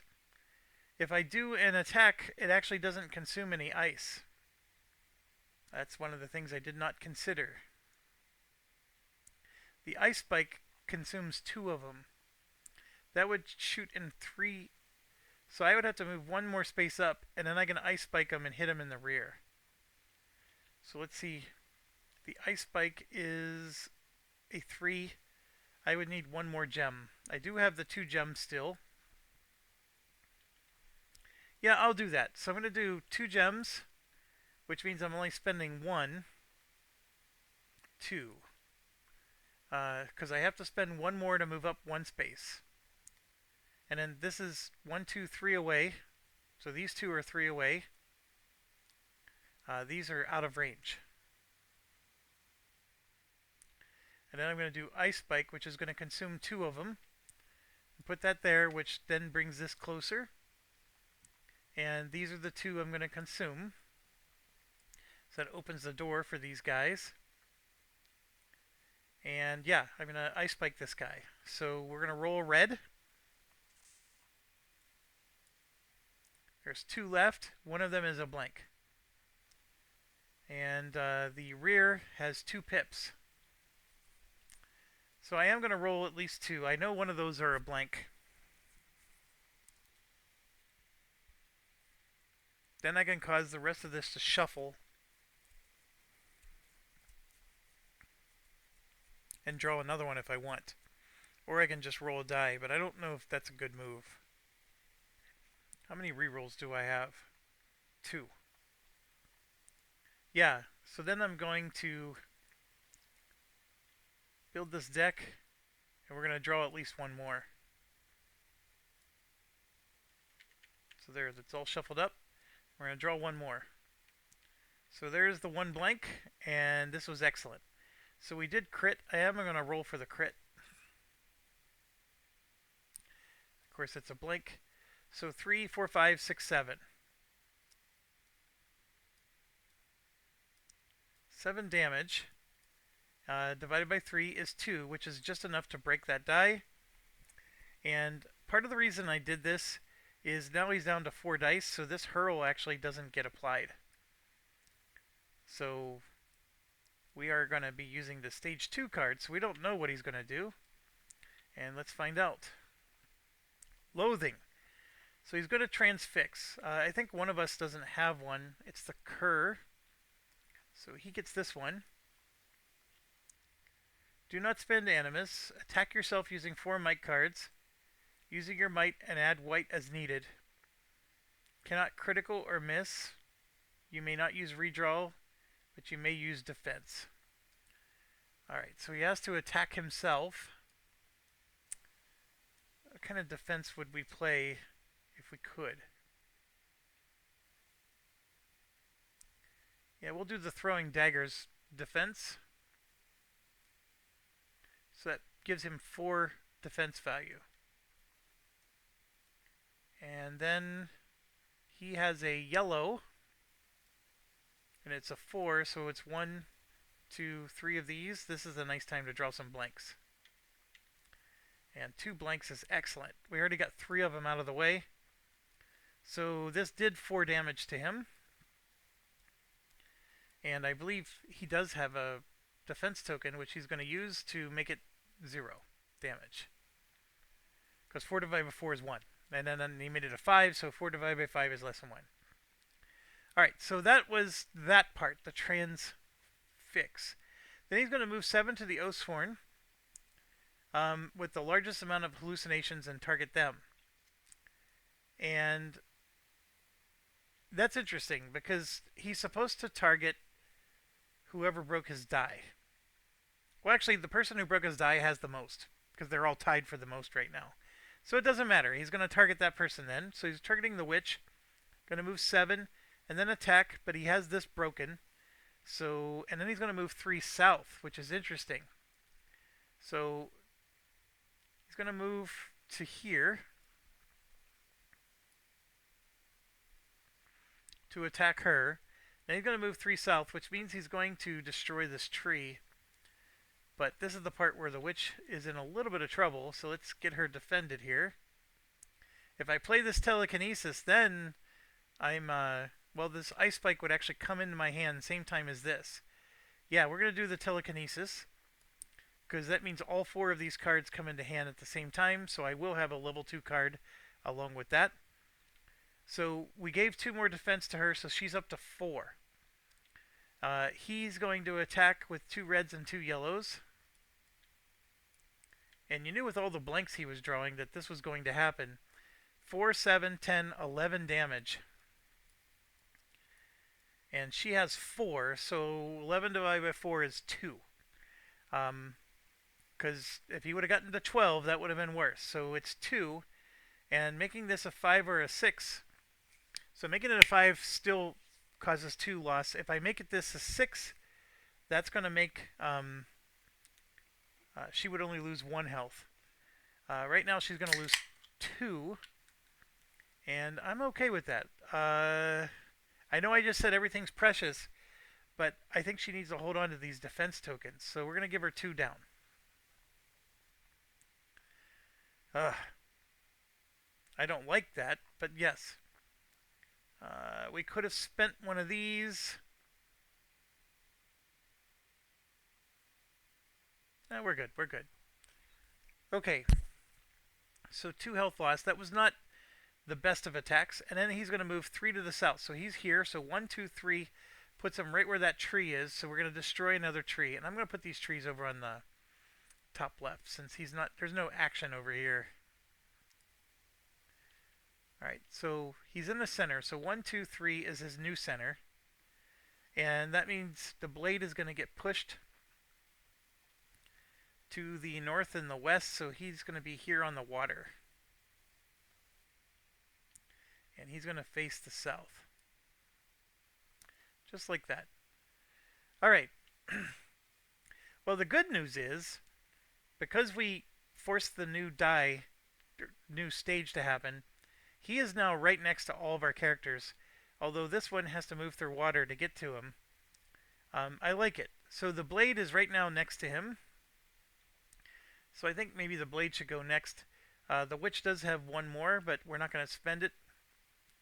Let's do the blade now. What are his skills? He does have the roll.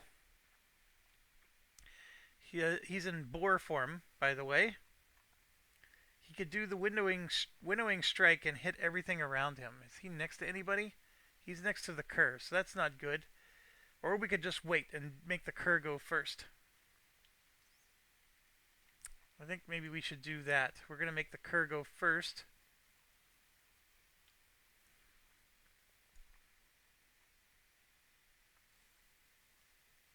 So if targeting the flank or rear, he's going to get empowered times 3. Alright, so the cur right now, this is his right. The cur is going to have to move 2 spaces to get on there. And that would be at his flank. So that's 2 spaces. And then the nightshade would get played.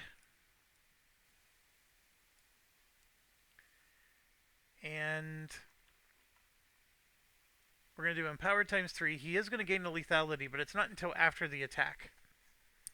If it causes the enemy to draw a reaction, all attacks from that enemy during that reaction draw 1 less might.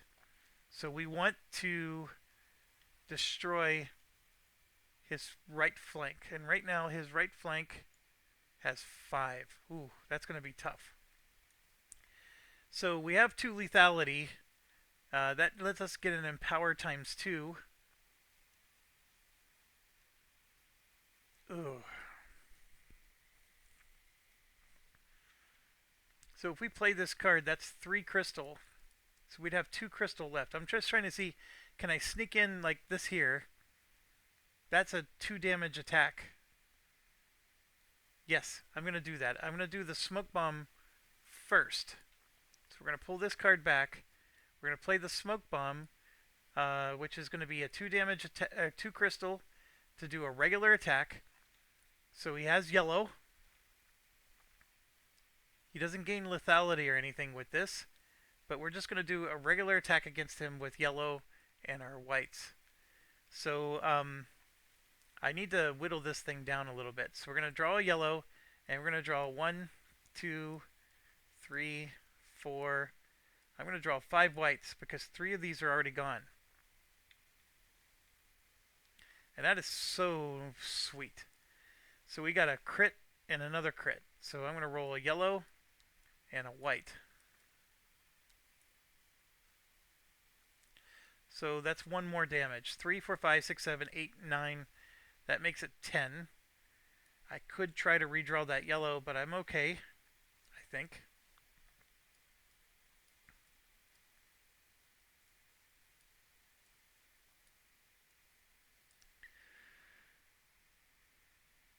So we just did 10. He has 3, so that's 3 damage. That moves him down to 2. Okay. Now, we already paid the price for it, and now we're going to do our Nightshade, which causes that to battle flow. And so now we're going to do an empowered times 3. We will gain a lethality after this is over, but I'm going to play the 2 that I have to make it times 2 more, so it's going to be times 5. And I'm just going to keep one because I get one after this. Last time we ended up never using any because we just don't gain them fast enough. So we get times 5 against this guy. So instead of drawing a yellow, we could use 2 to get a black. And instead of drawing a white, we're going to use 3 to get another black. And then there are still 2 blanks in here, and I'm going to draw 1, 2, 3, 4. So we're going to go for a big attack and hope these hit home. Oh my gosh.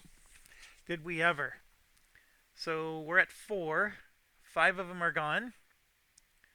We got 2 crits on black. I am not going to draw 2 more blacks. We're going to roll 2 black dice. Let's get it. Okay, one of them is a blank and the other one's a 3. Do I have any rerolls? I do. I'm going to use one. We want maximum... Or, no. We only need to do 2. Oh my gosh, we overkilled this thing. I'm not doing the redraw. We totally overkilled this. So that's 10, 13, 14, 15, 16 damage. And I mean 16 damage against this thing divided by 3. I mean that's 5 damage, which would have killed one of these. This is his right side, and we have to kill this one. We could technically kill the front, but this is 6 or 1/2 dozen. By killing this one, we can now damage almost any of these because you take the next closest. So we're going to destroy that one. So now he's down to 3 dice. That does mean we draw another stage 2. I forgot to even look at what he does here. He's going to gore. So he's going to transfix. We're all tied. The furthest away is the warden or the witch. And then you do the northwest rule, so the warden gets it. The warden. Keep this card. If it's in your hand, you must be played in the first round. So it's going to cost him a crystal. So the warden just gets a card in his hand. I don't know why it's not letting me put that in his hand. Let's zoom in closer. What's going on?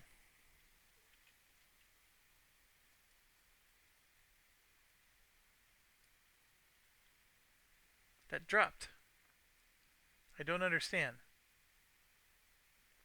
Apparently this card doesn't trigger the rules, so that's considered in his hand. We're just going to have to do that. Does it at least... See, because look, I can't even play this card over here on the battle flow. Really bizarre. But anyways, that's how that works. So that's done. And we got... He's going to move 5 to his target. He's going to chomp, which that die is still around. And then he's going to charge through 4. Draw once and apply the full damage to all targets. So the chomp is on the cur. Oh my gosh, the warden's in the way. So he's going to rotate around.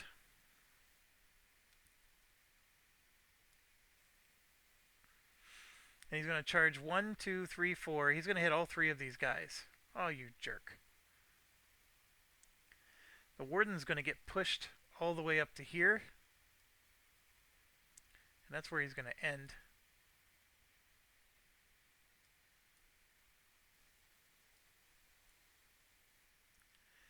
Actually, he's going to go 1,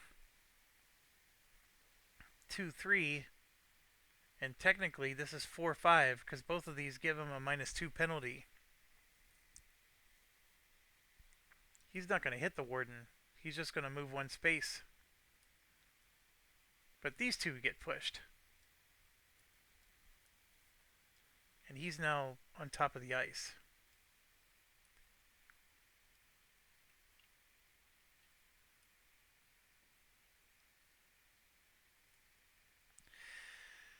Ay, ay, ay.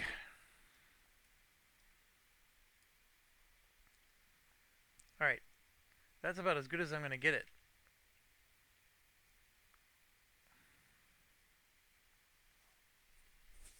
Alright, so he's hitting the cur and the blade. And it's going to be a full attack, unfortunately, because we didn't destroy this die yet. Alright, so it's going to be a black, 2 reds, and 2 yellows, and then I got to go figure out my defense. So with the blade, I was planning on playing this card, so we're going to do this one for 2 defense. That's going to go here and cause all 3 of those to come back. So the blade's up to 5, and then the cur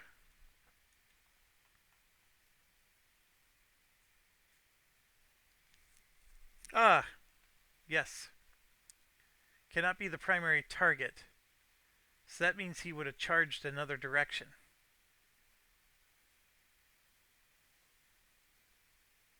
So let me think this through. If I made it so he wasn't the primary target, this guy moved 1 space towards the cur. The cur was here, and the blade was there. So if I make him not the target, then the blade becomes the target. So then he's moving... He's charging this way. I would say the cur still gets hit, though.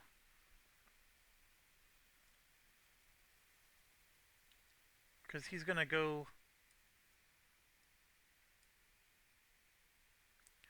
1, 2, 3. And then this... see these little jagged edges, right? For the same reason that we hit the enemy, they're going to just graze the spot that the cur is standing on. So we're going to go 1, 2, 3 this way. That does push the blade out of the way.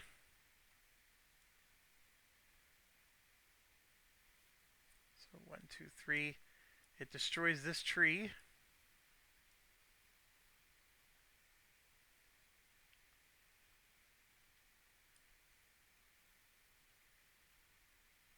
One, two. He's 1 more down. He's like that. And actually the blade doesn't move, because he went right through him. So they do still both get hit. It's just he's now facing a different direction. That's fine. It just doesn't hit the other guy. So we could, with the warden, protect the cur, and that's what I'm going to do. The warden has this guard skill, which we're going to play here. And that causes the cur to have 4 defense. And I did play the cur's... I went to the wrong side. This little reaction thing, which is a 2, to cause those. And then I could play this, because the cur is basically done, but there's no defense on this one. So there's no point. Okay, so the cur's got 4 defense. The blade has 5. We already covered that. So let's go ahead and draw now. Alright. We know these are going to be devastating because he drew a lot of blanks already. 4, 7, 10, 12. So that causes the cur to take 3 damage. And he has no more of his defense tokens. So 1, 2, 3. That was horrible. But that was better than him only having 2 defense. And then the blade had 5, so 12 divided by 5 is 2. And he could spend both of them to reduce it to 1. We'll do the 2. Alright, we're taking our damage. We got him down, but man, we still got a pummel on him. Now, the good news is only 2 of us have taken our turn. There's still 2 more to go. And I think the blade should go because the blade is right next to him. And let's take advantage of that. He's on his back left side, so he could hit this one in the rear or that one. Well, actually, no, he's in the actual rear. So that means this one's the closest one. The problem is he's going to trigger. This will not happen because as soon as the next die breaks, we're going to go to the level 3 deck. So he's going to end up triggering that, whatever he does. So the winnowing strike we don't want to do because we're going to hit the cur. The cur has no extra movement. I could try to move him like out of the way, but you know what? We're going to use the warden first. Let's see if the warden can damage him. We got measured blow and we have as one. Yes, let's do it as one. So we're going to use 1 gem to move up. And then as one, we're going to attack his right flank. And he can give a defense token to the cur or the blade. He's going to give it to the cur. Oh no, they may battle flow 1 card, so we got to figure that out. So that's going to cost him 1, 2, 3. Who's going to battle flow, the cur or the blade? The cur does need some cards back. We're going to battle flow that one. Okay, that's not as exciting. But yes, we'll go ahead and do his attack. It's a yellow plus whatever we want to draw. We know that there's only 1 more blank in here. So I'm going to draw all 3 cards.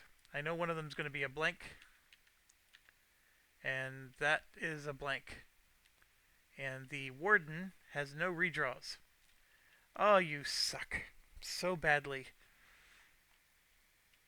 Okay, so that's a miss.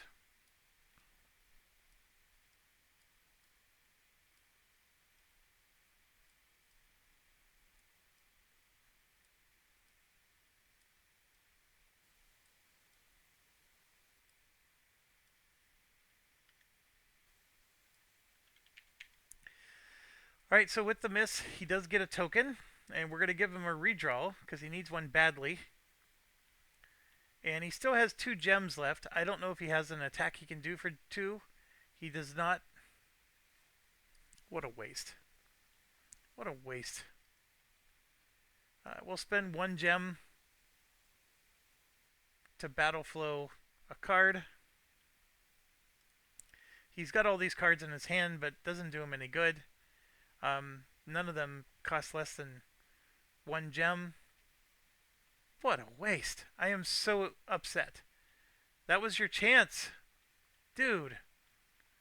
And then now we got this winnowing strike, which is going to hit 2 people now. So we're going to have to do cut, which is going to cost 3 gems. We're just going to do a regular attack. We did get all these back, which is fine. Before he played that card, they were all in the 0 spot, which is any. He can pick any. Well, it doesn't matter which stance he chooses. He has a red. And then we're going to pick 1, 2, 3. Where's he standing? He's in the rear, which means he just needs to do 6 damage. So we're going to do this. Come on. We will spend our redraw. And we're going to do it on the red.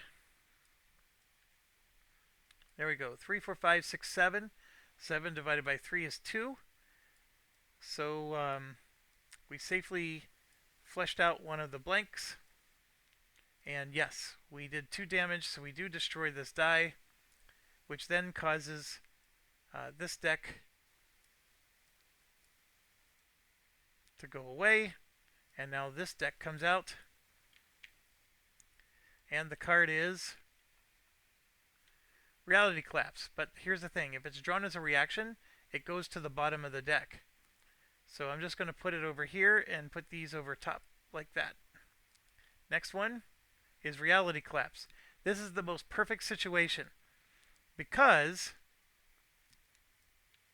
that means these two are at the bottom of the deck. And I'm just going to keep them separate just to remind myself. We already fleshed them out. So we have 3 of these cards here. And we're going to deal with one of them because we destroyed this die. We have to deal with one more when we destroy another die. And we're going to deal with a third when it's the end of our turn, which is coming very soon. So what that means is we need to destroy him next round. So let's get this done. Here's the next one. Of course, Transfix comes out.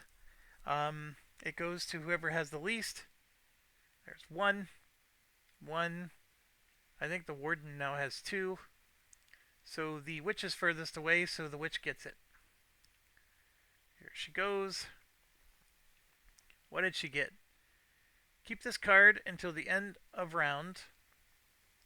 Any attacks you make against the Satyr will miss on only 1 blank instead of 2. Alright, that hurts.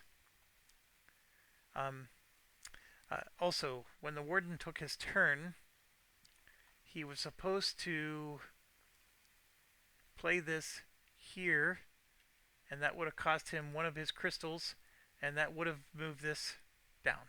He had to do that first, before anything else. And that actually would have put this in his hand, because this card here put all these in his hand. So, it all came back. No, I apologize. When I played the as 1, that would have moved this to here. And then when I played the 0, that put it in my hand, which I'm just going to leave here. So now that this is in my hand, he's got to play that again next round. Stupid card. Alright, so the Witch misses on 1 blank. That's not good. But we survive. Let's keep going. He's going to move 7 to his target, which was the blade. He's going to attack with a slash. Change target to the furthest, which is going to be the Witch. Move 7 to her and attack with the slash. And then he's not going to move again. So this is just a rotate.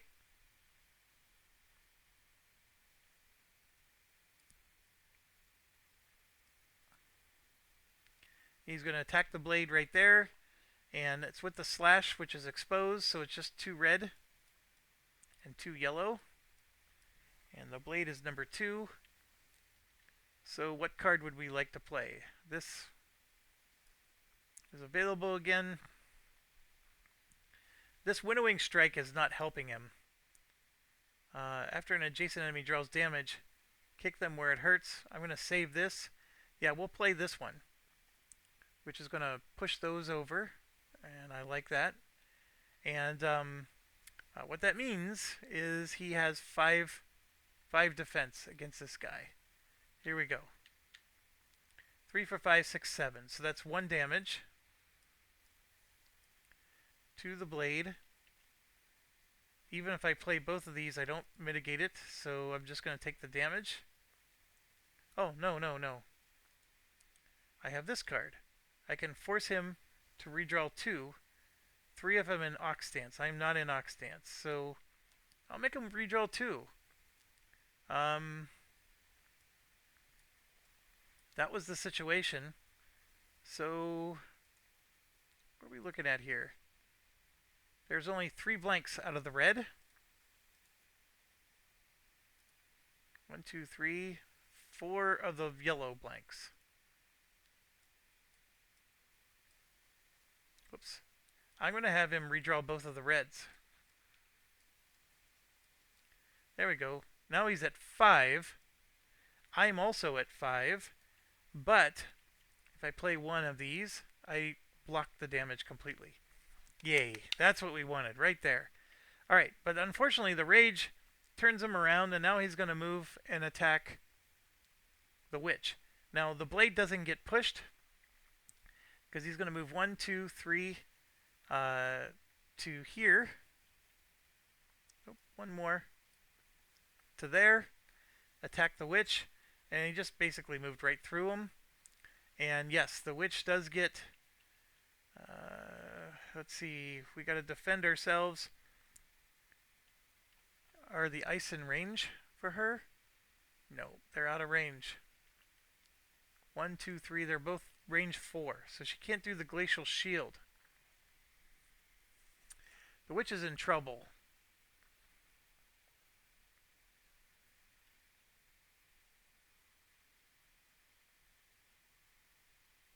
I'm going to do it for at least one defense. I have to.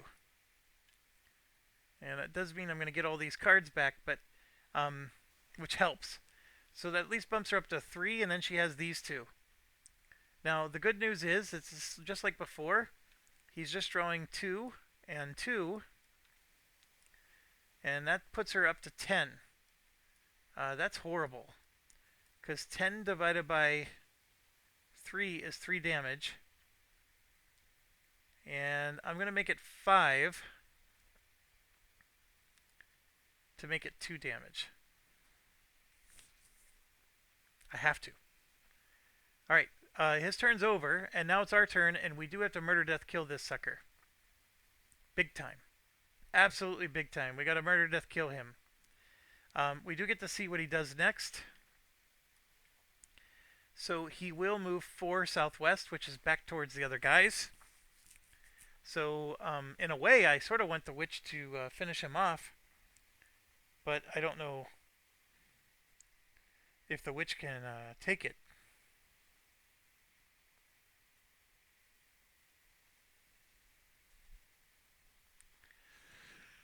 Alright, let's think this through.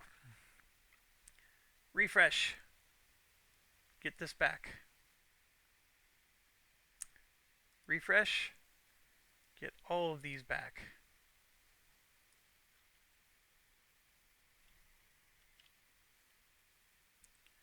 Refresh. Get this back. And then refresh and get that back. The Warden has not been helpful because he lost all of his redraw tokens. The question is, with 2 health, can the witch survive another attack? That's the question. We did get a 3 defense one back. This one doesn't do us any good because there is none within range 3. I could play this. And then I can add 2 more, and then I can chain lightning the guy. The Warden is too many spaces away, unless the chain lightning has range 3. Nope, it's just range 2. So I can add an ice from this, and I can add another ice from that. So I can get 2 ice if I need it. First thing I have to do is I have to play Deep Gash. I have a level 2 card in my hand, so I don't lose a health. So that causes this to move. The Ice Spike, I think, is what the doctor ordered. So I need 2. So I will play this one for 2. That puts out an ice. And then I will use this to put out 2 more ice. So I'm going to put an ice in range 3. And I'm just going to put it behind me. And then 2 more ice next to it. And now I'm going to consume 2 of those ice to do the Ice Spike. And it's going to go right through this guy. So 1, 2, 3. The first one's going to be full damage. The second one, I think it says, for each additional X, ignore the highest numbered mic card. Alright, now, she is facing his front, which is good because we have a 2 here and a 5 there. Ideally, I would like to hit this 5. So these are the 3 front areas. If she can move 1 space over, we can then hit the left side, and then I can hit the 5. And my whole purpose of that is then I don't have to worry about a counterattack against her. I'm just going to whittle down the dice. Um,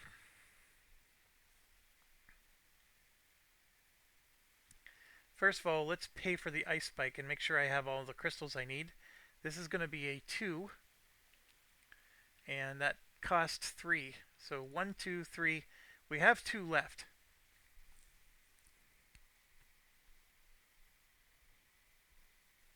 Yeah, we're going to ice spike, and I don't necessarily, I'm not too worried. I could get her up to 5 defense with this. So this thing would have to do over 10 damage against us um, to kill her. 10 or more. So if we look at the search here, you can see 1, 2, 3 blanks, 4, 5. One of these 2 cards is a blank. And then there's 2 crits, 3 crits. I think all the crits are used. So there's a chance it might be a 3, but I actually think it's one of these 2s. 3 2s have been played, 4 3s. There's a 2 left. So this is a 2. And there's 4 of the yellow cards left. 1, 2, 3, 4, 5. One could possibly be a blank. Looks like a lot of the 3s have been revealed. If I were a betting man, I would say, well, let's say it's a 3 and a 2. Actually, look, there's actually a lot of 1s left. So it could be a 1. So I think we said this could be a 3. And let's say this is another 3 for 6. And even if it was another 3 for 9, because one of these is guaranteed to be a blank, as long as this is not a 4, it doesn't matter what we draw. It's not going to get to 10 damage.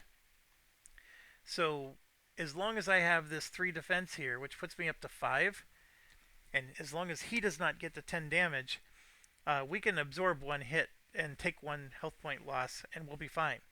Now the problem I have is this freaking thing. We miss. So she draws a red. She has 2 redraws. So we're going to draw 1 red, and I need at least 3 damage on him to do 1 pip. It would be nice to do 6 damage to do 2 pips. The biggest might card goes away on the second attack. So if I do 2 whites like this, 1 blank is all it takes for her to miss. So this may all be for naught. So let's go ahead. There's the 1 blank, so we're going to redraw. And there we go. We got 5. That is not the 6 damage we need. So 5 divided by 3 is just going to knock this down 1. And then unfortunately, the second hit, this goes away, and now it's a 2. And 2 is not enough damage to finish him off. So all we did was knock 1 pip off of him. We did flesh out another blank, but that wasn't very helpful. There's a lot of blanks in this one. And unfortunately, that's the end of her turn. So now we gotta do something about this. The warden's furthest away. We can probably... So the Kerr is another one that's worried, because he only has 2 health. So he's got the same problem, right? Except he doesn't have 5 defense. He can backstab and do plus 5 damage. Gain a lethality for it. When he backstabs, he can go after that 5. And actually, he's going to do that. We're going to go after the 5. So he's going to go to backstab this guy. He just needs to move 1 space. He's going to backstab here. And we're going to go after that 5 token. And the backstab card. So we spend 1 to move. This is going to cost 4 more. 1, 2, 3, 4. And if I battle flow a card, I can get these back in my hand, so he gets a nice defense token. So I'm going to do exactly that. I'm going to battle flow a card. And it doesn't matter which one, I guess. But I'm going to battle flow the backstab. And, yeah. So I just did a lot of stuff, but basically I moved. I'm going to play the backstab card, and then the battle flow is going to come after. So the backstab card, attack from the rear. I'm going to gain one of these tokens, and I'm just going to keep this token because I'm going to spend the one I have, and we're going to empower times one. And so he's going to attack with a +5 damage. He normally draws a yellow, and what he's going to do is, in our situation, 3 of the yellows are gone, so I'm going to draw 2 yellows. So I'm going to upgrade one of the whites. And then I'm going to draw... How many redraws does he have? He has 3 of them. 2 of the blanks are already out, so I'm going to draw 3 of the whites. We're going to do a big attack here, get a +5 damage. And I drew a whole crap load of blanks. So this is one of the redraws. And then this is another of the redraws. So we spent 2 of them. 1, 2, and you can see we just did a whole bunch of critting. So there's 4 crits. So I'm going to take another yellow and 2 whites.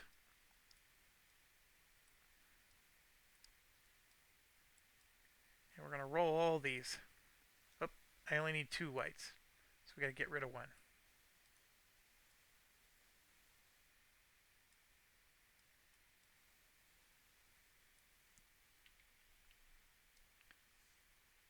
Two, 4, 5, 8, 11, 13, 15 damage, and then I add 5 more from the backstabs. That's 20 damage. Divided by 3, that's 6. We just destroyed that whole die. Now I'm going to do it, folks. He's at 2, and right now he's got this one here. Oh, I'm sorry, wrong one. He's at 2, and I think we, yeah, right here. Oh, wrong guy again. Sorry. What we can do is smoke bomb, so he's not the target.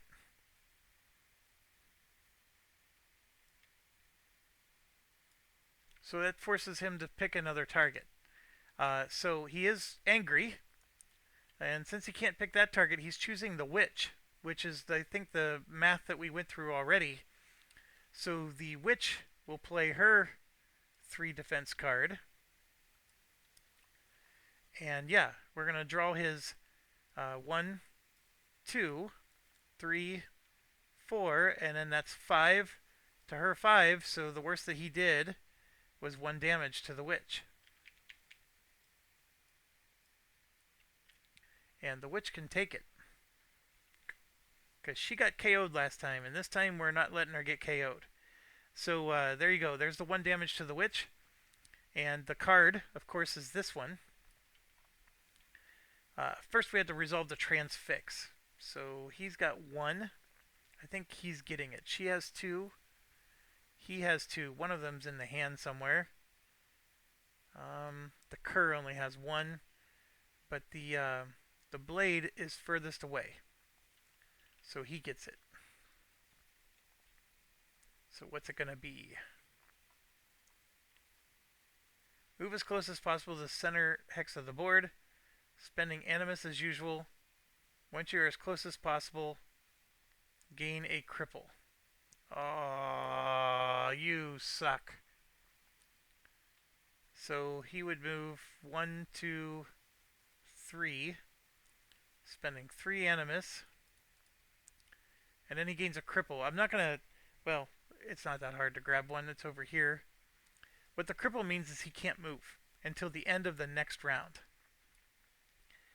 So he's not going to be able to play any of his stuff unless he has a range attack, which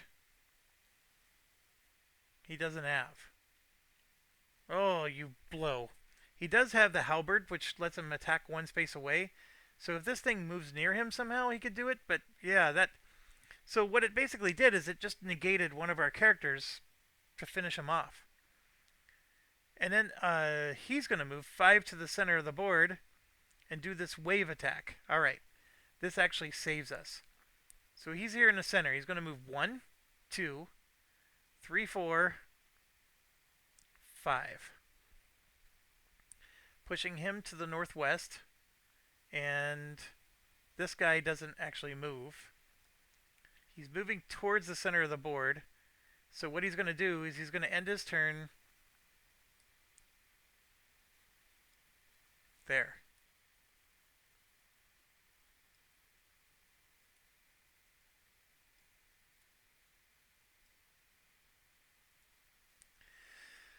All right. I think that's good enough for government work. All right. So he's trying to get to the center of the board, which actually helped us because the blade is also in the center and can't move. So now the blade can attack him. He's going to do a wave attack where he's going to take basically a 2 hex. I need to look this up again. He's going to attack, it's like in one direction and it's infinite. So that anybody that's in that path is going to get hit. And of course, he's going to target the person that hit him. But I think the wave says it's a 3 hex wide line between the source of the wave and the edge of the board. The direction will always be in the direction where the greatest number of enemies will be affected by it, even during a reaction. So a 3 hex line,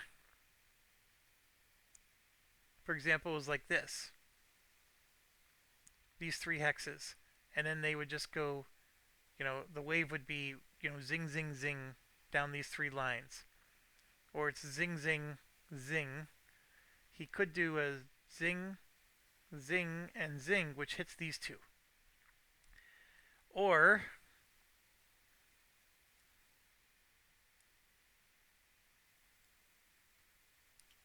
because the Kerr is what did this, and the Kerr is doing the smoke bomb thing.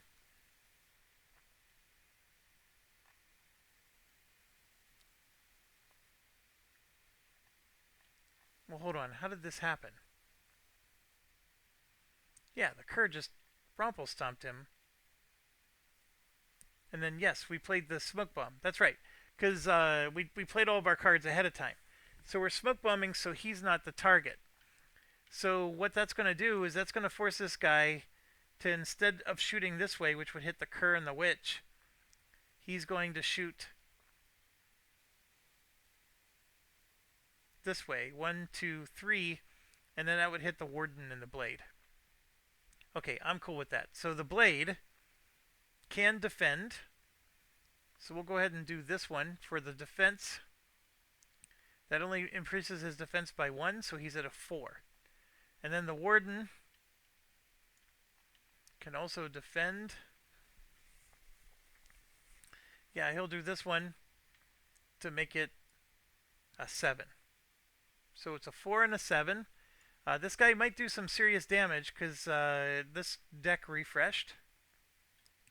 The black is gone.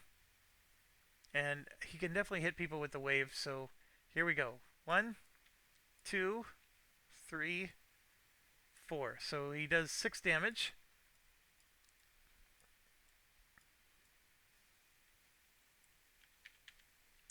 Six damage. This one had 7. I'm sorry. This one had 6, so he takes 1 hit. Nope. We're going to play this, and he takes no hit. And then the Warden had 7 and takes no damage at all. Perfect. All right, we are going to do the Blade first because we just got a gift. This guy moved right to the Blade, even though the Blade's crippled.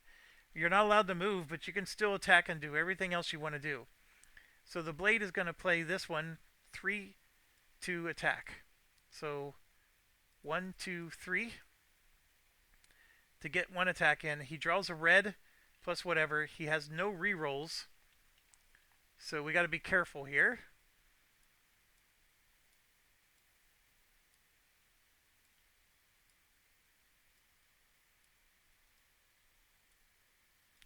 Come on. So if we draw a red, see there's only 1 blank, so there's a good chance there's blanks in here. 4 of those blanks are gone. No rerolls.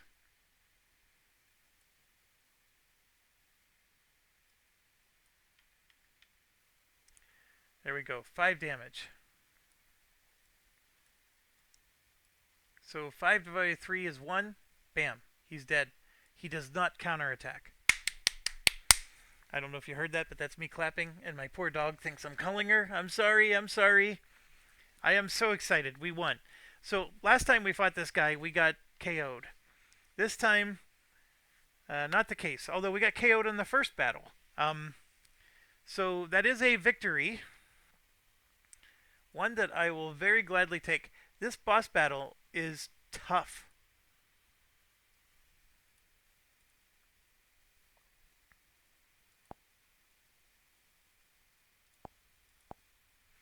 After an encounter, do the up. The satyr shudders, ichor seeping from a dozen cuts.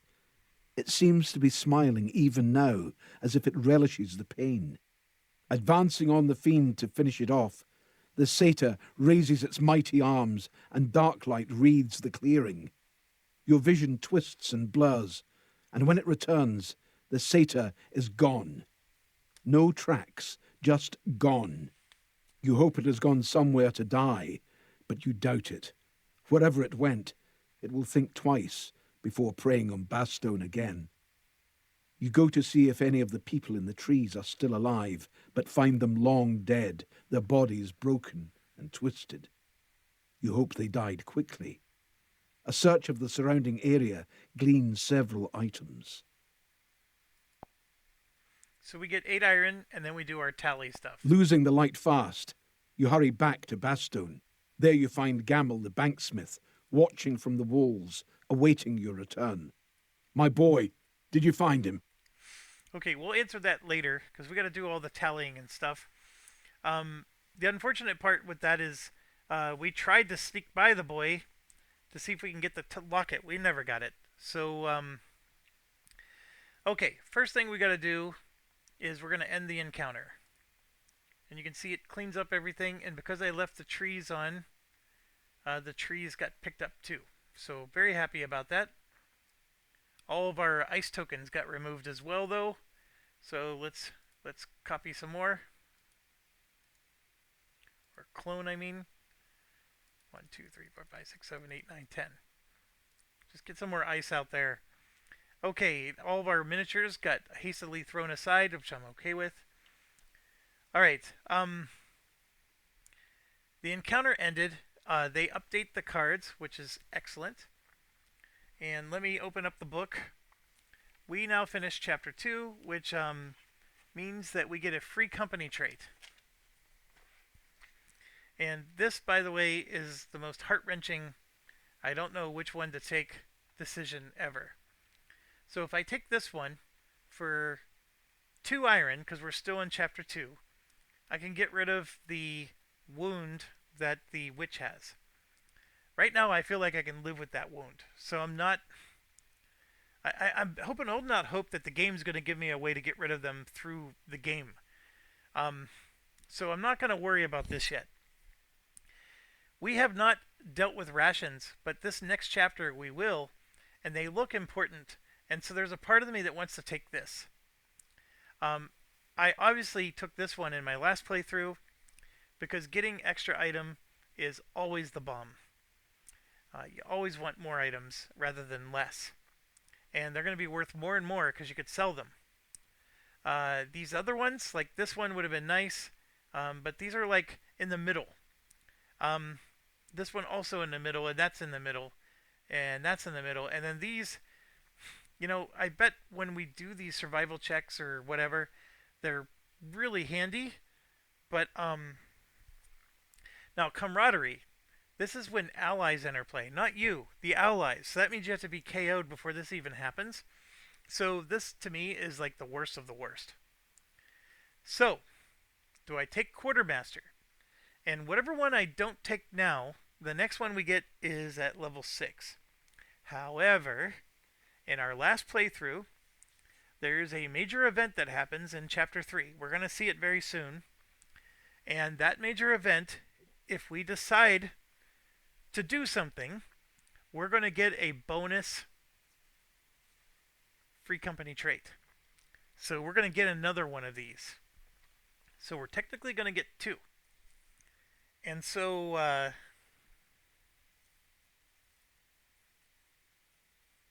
can take the Quartermaster later. and take this one now and get the extra loot. And then I grab this one at level 6, and then the rest of these I'll figure out as we go. That's where my mind is. So, I said I like to spoil, so I will go ahead and spoil. The way you get the extra free trait is one of us has to die. So one of these characters is going to get removed from the game. And I might remove the Warden. I like him. He's definitely got the best defense of everybody. But who else do I get rid of? I'm enjoying the Blade for what he is. He's been fun. The somersault and some of these other things are pretty good. The Witch, if I get rid of her, I need another cloth user. So which one do I get instead of the Witch? Obviously, if I let her die, then I don't have to worry about her injury anymore. I guess there's something to be said there. I actually like the Witch. I think she's fun to play. Um, we got some nice items for her, all that stuff. The Cur. I'm really liking him.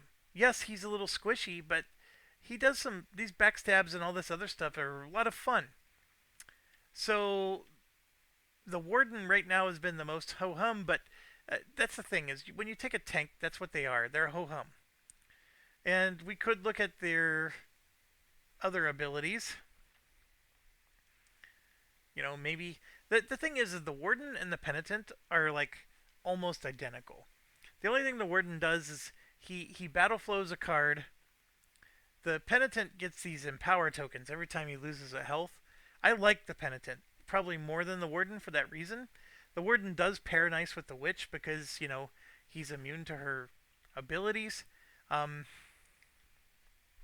so no friendly fire. And yeah, if we look at our situation, who would we get? We could, like I said, we could kill the Cur and get our. Well, we never played the Ranger, but we could get the Huntress back, which is this one, and we can play her as a companion. So we're not managing her deck of cards all the time. I think that's more handy whenever I'm playing on my table, because I am realizing that controlling 4 characters is harder when I don't have this app to manage stuff for me.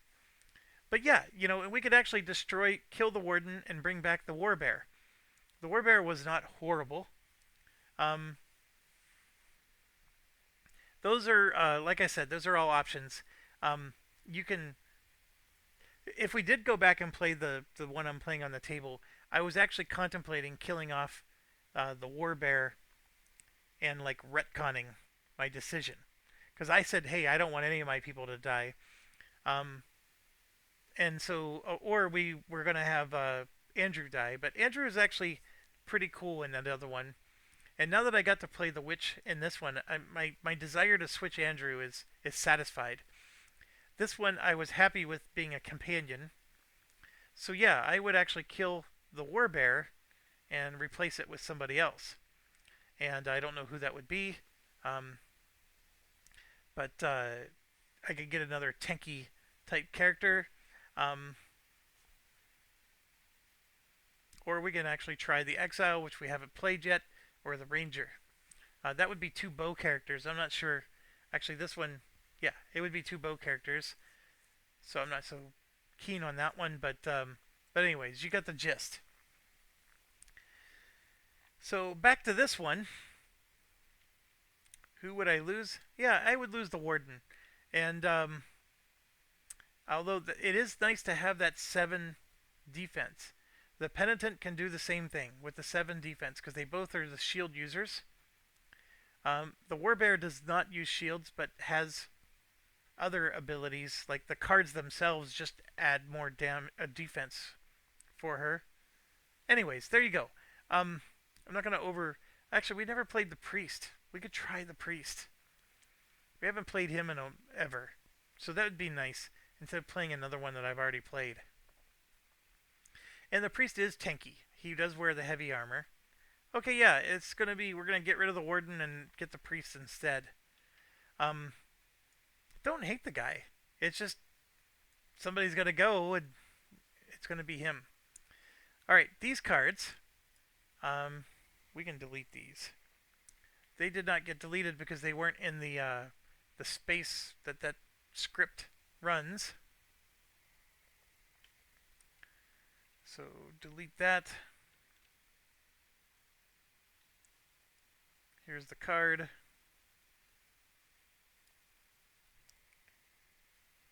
That is, oh no, that's her injury. We got to keep that in her hand. We're deleting this one and this one.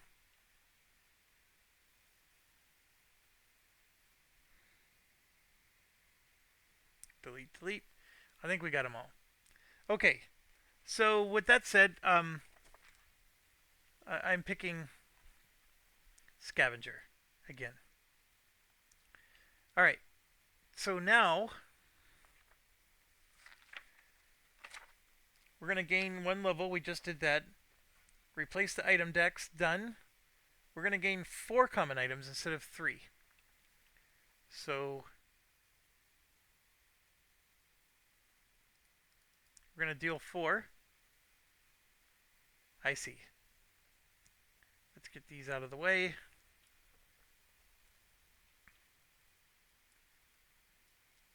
And the dice out of the way. So we got 4 of those, and we're going to get 3 of these because normally you get 2, but we got 1 more. Bam. Alright, those are our items. And then we're going to destroy a card for everybody. And then we move on. And nobody got knocked out, so we're fine there. So this part, yeah, so we may actually get the penitent instead of the priest, because look, there's a heater shield. I don't think the priest starts with a shield. Those are his cards.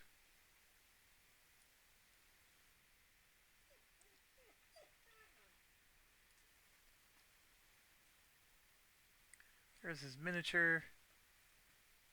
Yep. He starts with a 2-handed maul. And then a pig iron coat.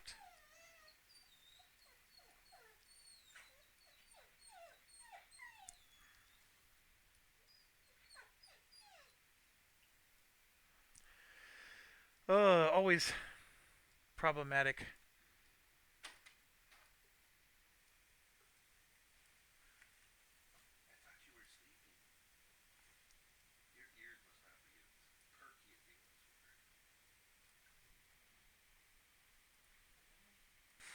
Okay, I paused it to spare you the comedy show of me trying to get that back into the box it came from.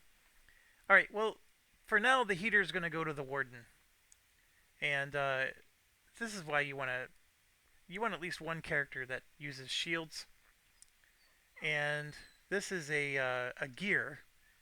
If you have 3 or less health, gain 1 shield against that damage. We're going to give that to the witch because we definitely ran into some challenges there.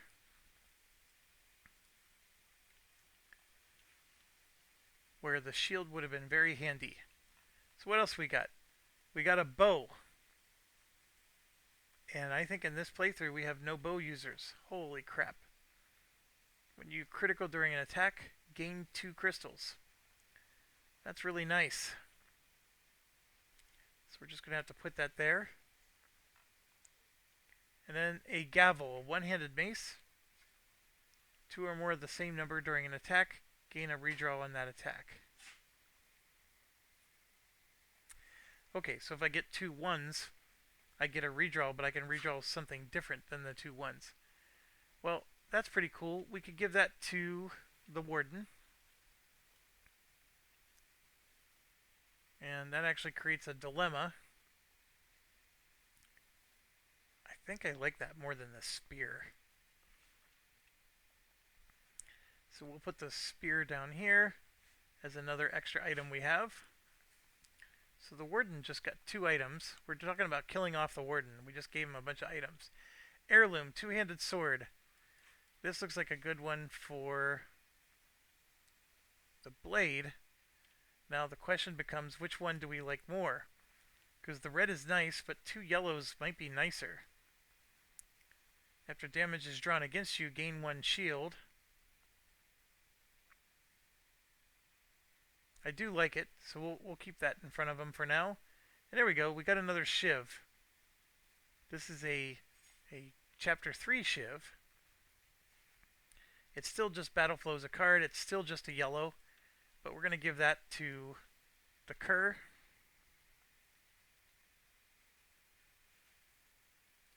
Always a good one to give to him. And then how are we doing? We still got more items. And then yes, we got this Amber Stones.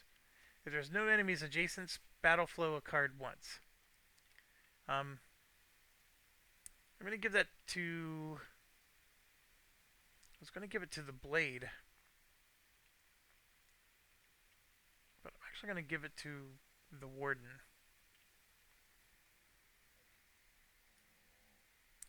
Okay, everybody has to destroy something. The Warden will destroy the Buckler. Because we got a new shield. So I'm going to pick up the Butler, hit delete. And so these are his new items. The Thief will destroy the Shiv, or the knife here. So the Thief now has 2 yellows. The Warden already has a yellow. We're going to clone this. Whoops. Yeah, this is not what I wanted to do. Pick him up. There we go. And we're going to delete that one. So the Thief now has 2 yellows. We move to the Blade. He didn't get anything. Well, he did get new.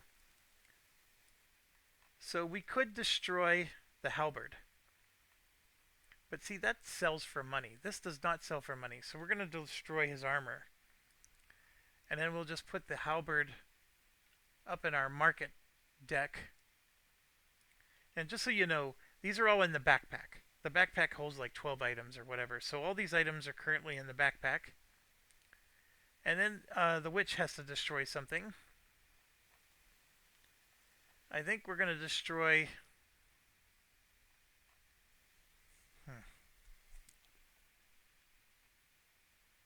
We do have another wand she can use. I actually thought we suffered by not having the extra range. So I'm actually going to destroy this. It doesn't sell for anything anyways. And then we're going to take this wand. So she gets her +2 wand back. But the red cube is gone. And she instead gets 2 yellows.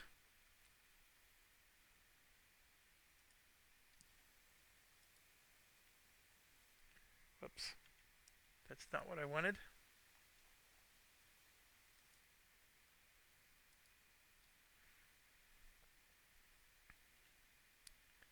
So we're going to do 1, 2.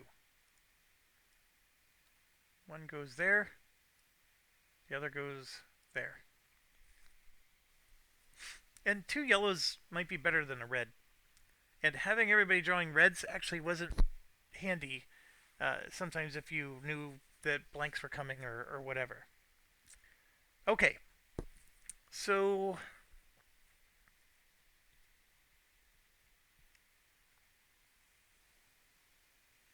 I think I'm good. We all destroyed 1 item. We have our new equipment. We're ready to go. As much as I was talking about destroying the Warden, we just got ourselves some really nice Warden gear. So that sort of blows. But maybe we will get rid of the Witch. I still like the Witch a lot. Sorry, Minnesota Frost. I think these are all great. My feelings are, if I kill the Witch, we don't have to deal with the injury. And then we do lose the ability to equip cloth armor, but I'm going to get the Ranger out. And we're going to get our bow user out, because we just got a really nice bow. In fact, it's a unique bow. So this bow would be pretty powerful, and you can see only the Huntress or the Ranger can use it. We're playing the Huntress in our other playthrough, so I would choose the Ranger just to try it out. I don't know. The Ranger's got these hokey climb obstacles and teleport somewhere else. Those skills are a little on the hokey side, but or we get out the Huntress again. I don't know. I'll think about it later. So for now, I believe that wraps up the encounter. So we just take all of our cards, put them back, and reshuffle all of our might decks to get ready for the story. For those of you that watched the other playthrough, you already know that Chapter 3 is brutal. We have not fought the encounter of Chapter 3, but just the story mode is brutal. And I have so many questions about like what I was supposed to do during that story mode. I don't know if I'm supposed to play it similarly this time or try to change it again. Um, those are all things I'm not sure, and I'm pretty sure um, I'm going to get uh, the the banksmith because we don't have his stuff. So let's take care of that right now. We don't have his locket. You tell Gamel how the satyr killed his son. An uncommon anger rises in Gamel, and brokenness pours out of him. I knew he was gone. I felt it in my guts. I knew. Why didn't I go after him? That thing's still alive somewhere. I vow by my good arm I'll kill that creature. I will have vengeance, Free Company. I don't care how long it takes or how much blood is spilt. I'm coming with you.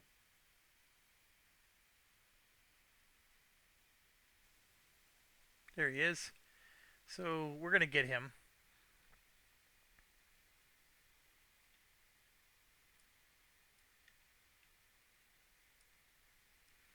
Let's get the blade out of here.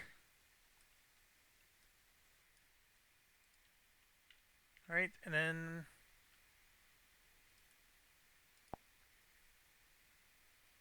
gain ally card 6. Then we're going to add Deepwood 22 and City 19. The light has gone from the day. You make your way by amber torch back to the broken oak, for what you hope is a dreamless sleep.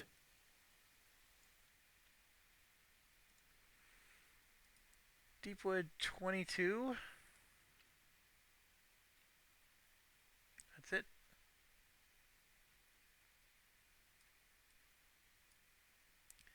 And then City 19.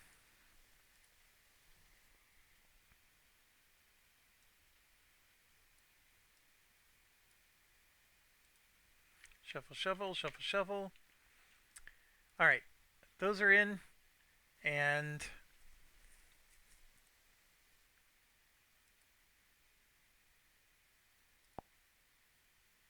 okay, that's The done. light has gone from the day. End chapter 2. So we're getting ready to do chapter 3 now. I'm going to go ahead and move this off, but thanks for watching. As always, stay awesome.